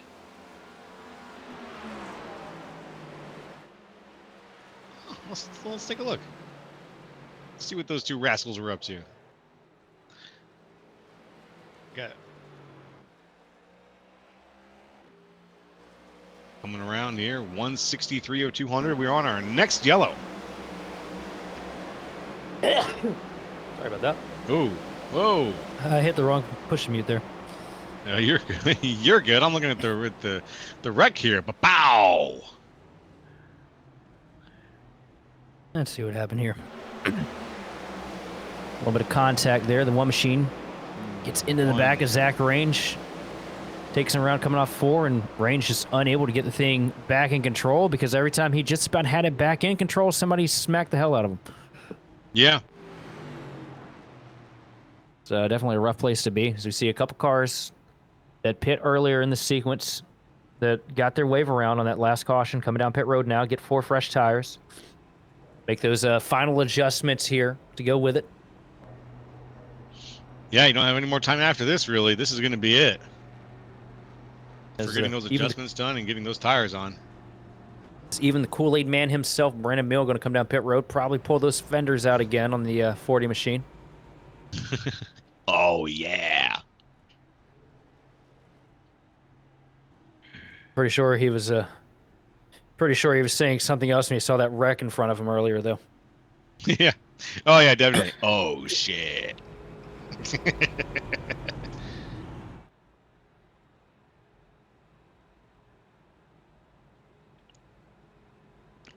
It's been a bloody one, I gotta say, though.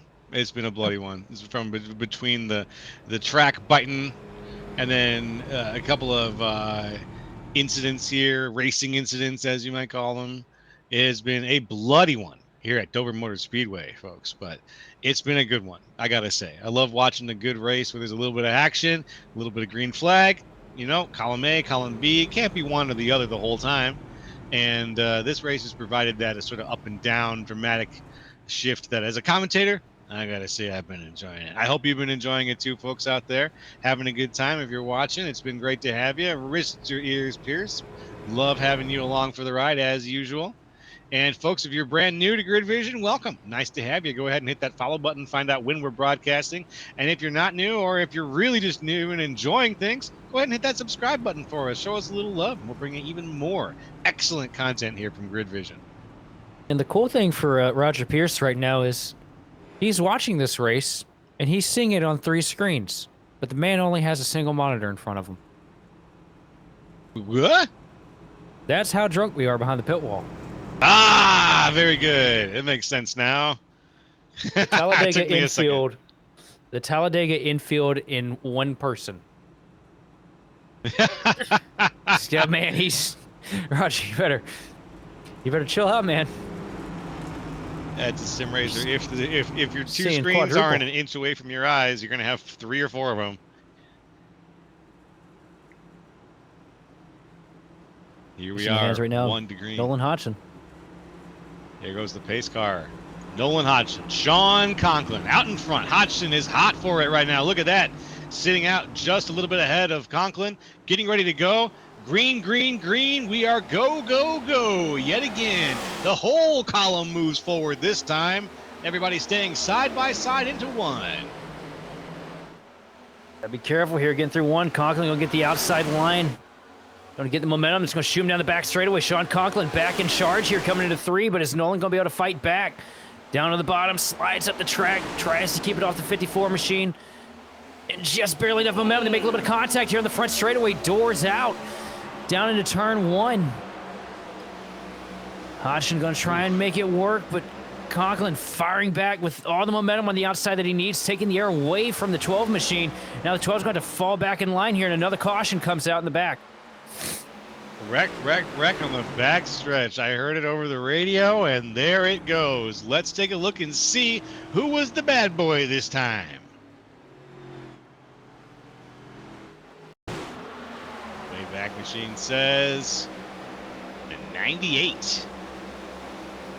He just got crossed up there side by side with Benefield. Yep. And it just 33s gave him... crashed him out. Oh, and Johnny Baldrige sliding through the DMs there. You up?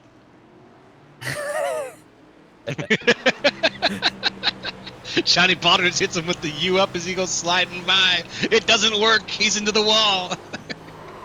I'll tell you what, the 98 was hunting for something today. I don't think it was this. Look at Johnny. He doesn't. He tags it and tags it again. Never mind. That would have been really cool if he was able to power it up the hill and keep it straight. Yeah, yep. Saw the slide coming, was kind of hoping. We'll see. Let's watch it one more time here. 17. We're on eyes on Baldrige here. Oh, yeah, it just slides it through. Beep. And what happened there? Yeah. He chased it down the hill, and then Maggie checked up in front of him, and I think he just grabbed a little too much brake trying to keep it off of Maggie McGuire. Yeah. And these guys run on a decent amount of rear braking these things here, because 9 times out of 10, you know, you're not slamming on it like that, so it keeps it pointing in the right direction, helps you rotate a little more in the corners. But when you end up on the flat of the track, down on the apron, and you're having to check up to avoid hitting somebody, you're probably going to go around when you stab it like that. Probably. Ugh.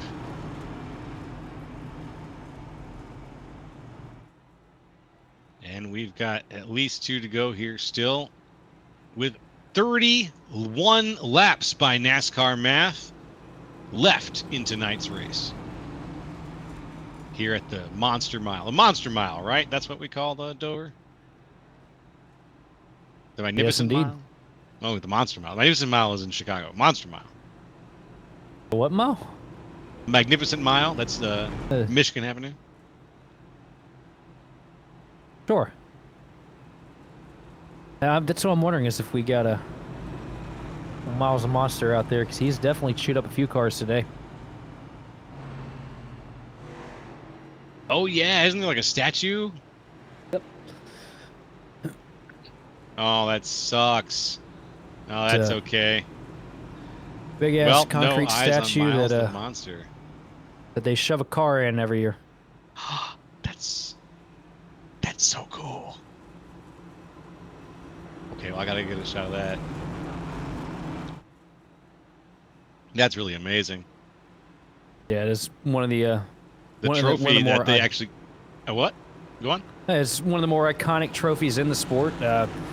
If you win here, you get a replica of the Miles the Monster statue with the winning car's diecast stuffed in the hand of him. That is so cool. That would be the reason to win at Dover exclusively, as the pace car pulls off and we get ready to go. Man, I wonder who wants that statue. Is it Sean Conklin? Is it Noah Hodgson? We've got things Hodgson going again. 171 of 200 here.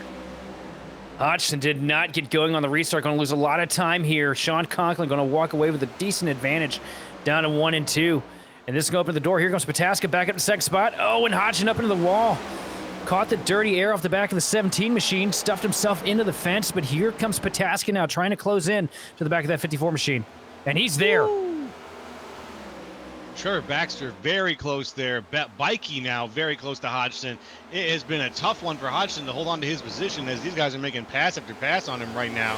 Bikey slides forward. Hodgson still holding on to 6th place. Ahead is Trevor Baxter through the bumps. These guys are barely holding on as we go flying into the last couple of laps here in this race. Out of turn number 4 to the line. Sean Conklin with the advantage now, but not by much. Pataska all over the back bumper, now going up to the top of the track, trying to get the arc to get the run down the back straightaway. Doesn't find what he's looking for this time, though, as Conklin starts to creep ahead, now up to a car length, but back into 3.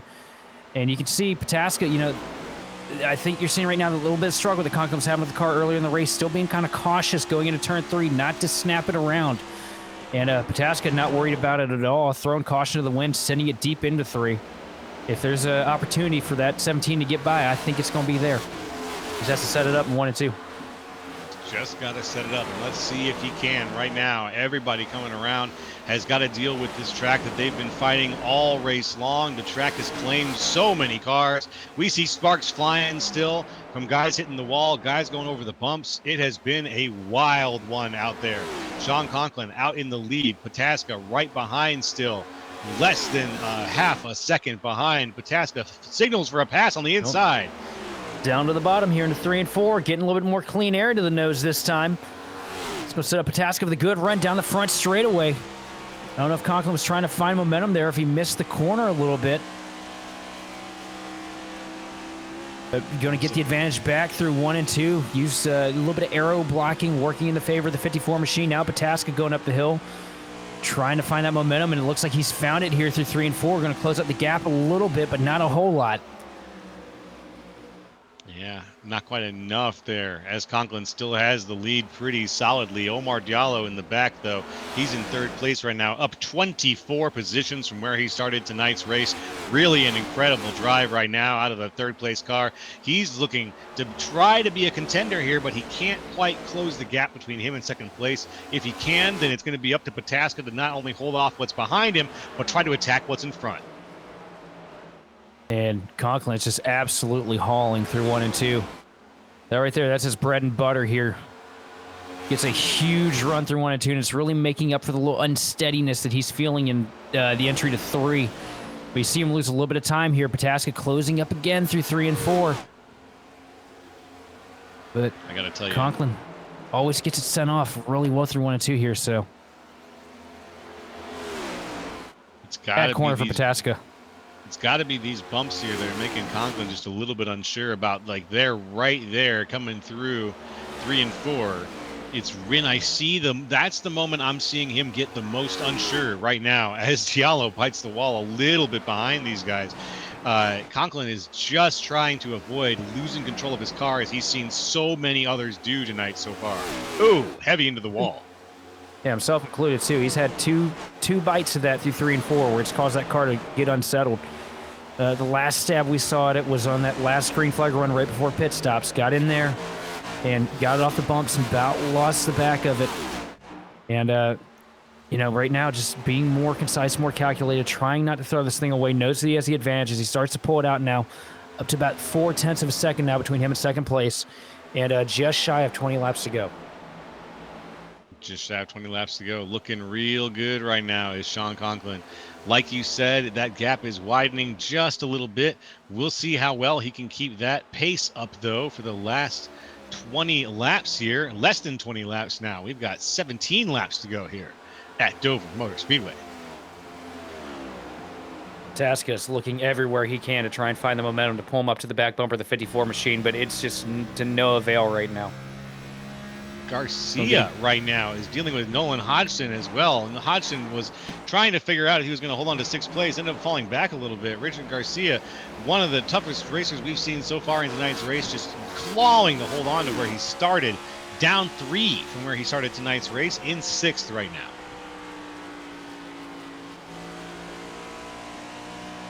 Right ahead of Richard Garcia, Brendan Bikey's up 12, Trevor Baxter's up 17, and like we mentioned earlier, Diallo 24 positions ahead of where he started tonight's race. So a lot of the hardest chargers are just ahead of Richard Garcia here, guys who have really worked hard to get where they want to be tonight. And I'll tell you what, I cannot believe the run out of Trevor Baxter here in this race. 10 car on the screen, but 20 car on iRating. Good, strong performance out of him tonight. Got himself sitting up here locked into a pretty nice top 5. It's going to be a huge points day for him when it's all said and done, if he can just hold it together for another 15 laps. 15 laps to go, my friend. 15 laps to go. They're going to go by super quick. Conklin right now up at the front of the pack, starting to stretch out the advantage up to 0.6 of a second here. Pataska trying everywhere that he can to try and get clean air, to get the run and the momentum, and it's just not coming up with anything right now. No, sir, not quite. That's where he needs to be, though, in terms of Sean Conklin. That's where he needs to be, though, steadily increasing that gap, as if that's exactly what's going to happen up to the very end of the race. We've got some guys who might still be holding on to just a little bit in the tank, but they're going to need to make their move in the next 2 or 3 laps here, because at that point, this monster mile is going to get a lot shorter. Absolutely, as we see the track starting to sun up a little bit more here. Been dealing with a lot of cloud coverage rolling in and out throughout this race. This track conditions changing, seems like lap after lap. So we look at Adam Benefield going at it with Oxendine again. This is the battle for 8th place. Benefield going to slot in behind the 77 machine here down the back straightaway. Really good run out of Chad today. Yeah, can he make that pace up? Can he make that work for him? Oxendine has had a hell of a run. 21 places up from where he started right now. He's in 8th. He started pretty far toward the back, too.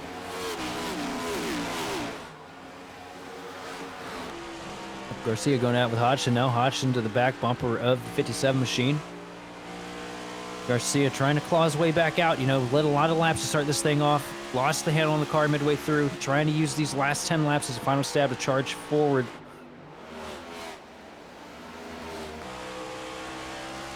I'm not sure if it's working, though.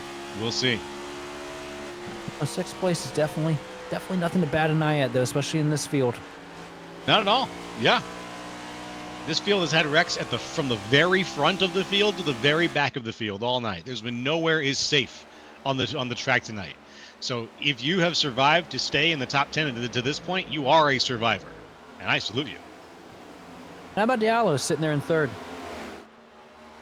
I've talked about him a whole lot in that one machine. You know, first time I've really seen that car on track even. But a 3rd place run here at Dover. Definitely a good performance. Definitely a good performance. And you know what? We've got 8 laps to go right now out of 200 here, folks. Time to get up on the edge of your seats, and let's see if Sean Conklin can carry things through to the end of tonight's race. Right now, the one thing that Conklin's praying for is that we don't get a caution. Yeah. Last thing he needs. Because he does not need extra laps. Because we saw, you know, the longer the run went, the better Pataska was. And I feel like if we get a caution, you know, that just opens up that window of opportunities for that 17 machine to get another chance to get hot, get into the corner, get a bumper to him, and move him out of the way. And I don't think Sean wants that extra pressure here to finish this thing off, especially after all the hell that he's been through on this one. I think you're right. I think you're absolutely right. And let's look and see if there are any battles up here in the 1, 2, 3 position. It looks like Diallo is maybe at first trying to flag for something a little better than 3rd place, but at this point it looks like he might just be settling in for the stretch. Maybe going to make a push here at the end if he can get some clean air and get up in behind Dallas Pataska. But right now it's going to be Pataska and Diallo for 2nd and 3rd. Conklin out in 1st place, still by a couple car lengths here. 5 laps to go. I think trying to pass that 17 here as late as we've gotten into it's going to be a difficult fight. Yeah. As hard as he's been running all night. To look at Brandon Bikey, that's a run that he definitely needed in that 30 machine. You know, one of the lowest numbers in the field here. And Bikey's sitting here holding on a strong top 5, looking down to the inside now, trying to take over 4th from Baxter. And I think Baxter's going to give it to him. Yes, he does. Turn 4. See. Yep, lets him have the spot. And move Bikey up to 4th place. Not bad. Brandon Bikey up 13 from where he started. So another great charger tonight as we are down to 3 laps to go. Pretty soon we'll be seeing the white flag here, and we'll be getting things ready to wrap things up. These guys have driven an impressive 200 laps with everything but the kitchen sink happening. We've had cautions, we've had regular passing and green flag racing. It's been an exhausting one from a commentary standpoint. Exhausting, I'm sure, for the guys down on the track. Here he comes, though, Sean Conklin getting ready to look for that white flag. Into turn 3 here for the next to last time. White flag in the air. This is the flag that's going to end it all. Sean Conklin rolling it across the stripe into 1. 1 to go, 1 to go. Into 1 and 2. There he goes, Sean Conklin. Behind him, it's Pataska and Diallo. Behind them, the whole field. But up in front, Conklin looks like he's going to take it away pretty soon here. Going around into 3 and 4. It's a nice wide loop. Passing the restart zone. Sean Conklin flies across the line, snatches that checkered flag, and wins it all at Dover Motor Speedway. Tell you what, the recovery drive of a lifetime, because I pretty much had him written out after he went sideways in the front of the field about 20 laps into this thing. Looks like they did a damn good job getting these cars built back up where they need to be here mid-race with the adjustment. Because they were definitely fighting the handle to start this thing off. They really were. Same time. They really were. At the same time, though, if it's got 4 wheels and an engine attached to it, I mean, you can pretty much you'd be doing yourself a disservice if you count this kid out at any point. Yeah. I can't imagine. I can't imagine a week that goes by where we won't see a serious competition out of Sean Conklin, and yet another great win here. What a drive, too. What a well-deserved win tonight. It wasn't a one-sided fight in any way. Everyone had to take some licks tonight, and the man who came out on top was the best driver of the evening, Sean Conklin. Let's give you the results here in a second after we watch him burn it down. And here they come, the unofficial results. Sean Conklin, your winner. Second place, Dallas Pataska. Third place, Omar Diallo. Fourth place, Brandon Bikey. Fifth, Trevor Baxter. Sixth, Chad Oxendine. Seventh, Richard Garcia. Eighth, Adam Benefield. Ninth, Noah Bitts. 10th, Nolan Hodgson. In 11th place, we got Brendan Mill with Blake Neer bringing it home 12th. 13th going to Brenson Hunt, followed by Zach Range. Maggie McGuire bringing it home 15th, with Johnny Baldridge, Jacob Klein, Femi Olat, Joseph Gulata, and Justin Smith running out your top 20. Moving right along at 21st, Derek Heitman. 22nd, Daniel Nanny. 23rd, Dylan Basin. 24th, Sean Anderson. 25th, Corey Himes. 26th, Jacob Brower. 27th, Paul Bergoli. 28th, Tyler Luttrell. 29th, Paul Hill. And 30th, Tommy Gossett. And bringing home 31st going to be Joseph Squared, followed by Roger Pierce, Dylan Banks, and Justin Levine. Shotgun on the field tonight. Love it. Fantastic race. Fantastic results. Ugh. It's got me absolutely sweating after that one. And here we are at the flyover here in the blimp. Let's see, do we have anybody that we can chat it up with right now? I don't think we're going to get anybody in the booth tonight. It might end up being a short one here.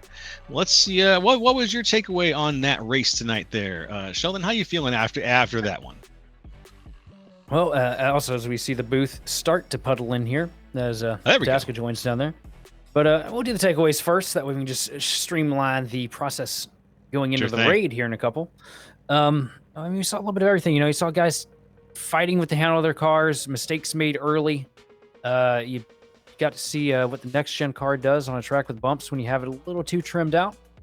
And then we saw the recovery drive of a lifetime with Sean Conklin going from, you know, absolute hell to the lead in about, what, 50, 60 laps? So, yeah. Pretty good show. I think so. Why don't we go ahead and talk to some of those drivers now? I'll go ahead and pull up Dallas. You can talk to Dallas, and then I'll have a word with Sean. Oh, second place. Looked like you had the thing pegged there for a little bit if it had gone green, but first week that I think I've seen a legacy sticker on a car in what feels like forever. Dallas, tell me, how's it feel, man? Feels pretty good. I mean, would have been nice to get the top step there, but honestly, we weren't entirely sure what to expect. We were kind of shooting from the hip a little bit on adjustments. So just got to give a major shout out to Boyd Hogan and the crew over there at Legacy. They gave me a great piece, made my job a lot easier tonight, and behind the wheel. Probably too many cautions throughout the night, but we had a couple good runs in there. Congratulations to Sean. They just had clean air and had a pretty solid car, so it's hard to compete with that, but can't be too upset with the P2. So I think it's safe to say after tonight, you guys are definitely back, aren't you? In my opinion, we never left, but Well, no, I I had agree with that, and we're here to stay. We got a lot of momentum. This latest build was a positive impact for a lot of people, a lot of the more old timer crew. I've been around a while, but not so much in these races lately. So it's been a lot of fun. So hopefully we're talking to you guys a little bit more often. I'm definitely looking forward to talking to you. Just tell me about the conditions out there. It looked like a lot of guys had issues with, banging the frame of the car against the track, causing a lot. Just about every incident we had was typically somebody getting into three just a little too deep. Did you guys really struggle with that a whole lot tonight, or was it just kind of isolated to certain groups? Yeah, I think it just came down to how aggressive people were being on their heights. I'm not surprised by it. Fortunately for us, we didn't have too many issues with that. Or if we did, the rest of the car kind of canceled it out. I feel like I could really attack entry, exit, middle. Pretty much wherever. I felt like this is one of the most hooked up cars. Credit to Boyd and the guys. This is one of the most hooked up cars I've had at Dover in the probably about 9 or 10 years I've been racing here off and on. So I'm really proud of them. Wouldn't have been possible to do that without them. So credit goes to them. Absolutely. Well, who all do you want to thank and shout out for this one? We know Boyd's on top of the list, which is it's good to see him back there tinkering on these things, man. Yeah, it's a long list. Legacy Esports, Majors Garage, Reaper Speed Lab, Boyd Hogan, Daniel Smallwood, all those guys over there. They do a phenomenal job. I'm missing tons of names, but it's a great group. I wouldn't want to be anywhere else, and I'm going to be there for a long time.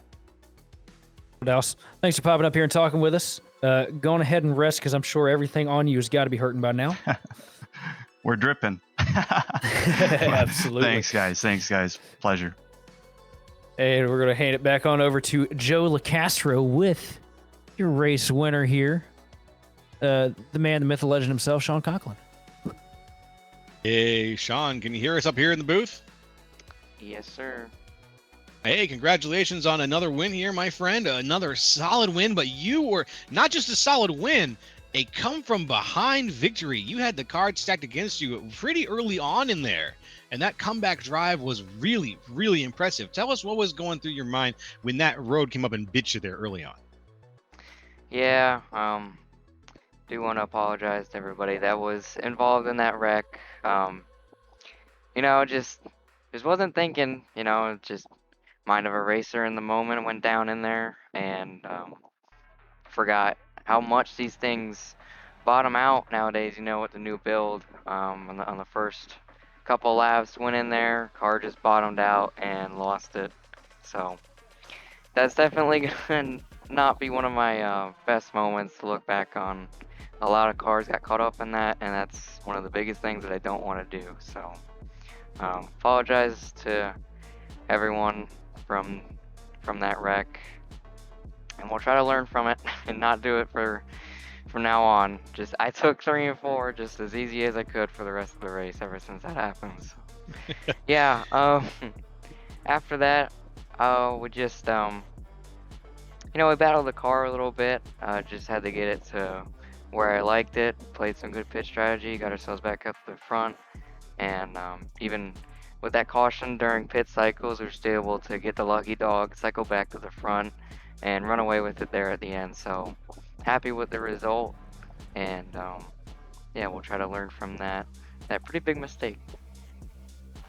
Yeah, but you know what? You turned it around. Like I said, you shook it off. Like you said, you turned it around, shook it off, came back with an amazing drive back. You had Dallas Pataska there as a bit of a challenge for a little while, but by the end of the race, you were leading by about a second. So just a really incredible drive back there. Is there anybody you want to thank or shout out to for your performance tonight? Yeah, I just want to thank all the guys that worked on the setup over at Ryko. Biggest one being Dylan Banks, put in a lot of work this week to get the car where it was, and everybody else that put in time. Roger, Derek, Ken with the setups. So it's another good piece. I think we got some work to do for NIS, but that's just another testament to that we don't stop until we have the car exactly how we want it. So we'll get to work on that, and we'll try to make this thing even better. All right, all right. Well, we're looking forward to the results of that, my friend. Good luck getting in there, and we look forward to seeing you race again soon, and probably talking to you up here on the podium again soon. Very soon. Take care and have a good. Hey, take care and have a great rest of your week. Thank you. All right, folks, that was Sean Conklin, your winner of tonight's race here from Dover Motor Speedway. That just about wraps things up. Sheldon, we did our little takeaway before we talked to our race winners, and I think the bottom line is that we both had a pretty good time tonight. Would you agree with that? Oh, absolutely. I mean, look, there's not a thing about this track that I don't absolutely love. So getting the opportunity to sit here and cover 200 laps with all the chaos, all the twists and turns that we got today, I definitely had a good time. Hell yeah, that's what I like to hear, my friend. And thank you to Lieutenant Dan, who just subscribed also. Oh, on YouTube, we got a subscription there. Much appreciated. And also, from the entire... Are those boobies there by the trailers? What? Where? Yeah, you see right there next to the trailers? Are those boobies? Yes, they are. Oh yeah. So, anyways, we're going to go ahead and wrap things up here from Grid Vision. So we want to thank you guys for watching and for participating in the chat. For more information on getting your league broadcast or starting your career in broadcasting, folks, give us a contact on Facebook, X, or email us at info@gridvision.live. Congrats again to Sean Conklin on winning tonight's race from Dover. This has been Jolo, Sheldon Atkins, and Austin Derbyshire. And hey, we'll see you next time on the grid. But guess what? There's going to be more coming up here on Twitch. We're going to raid another channel once we're off the air, so stick around for more racing.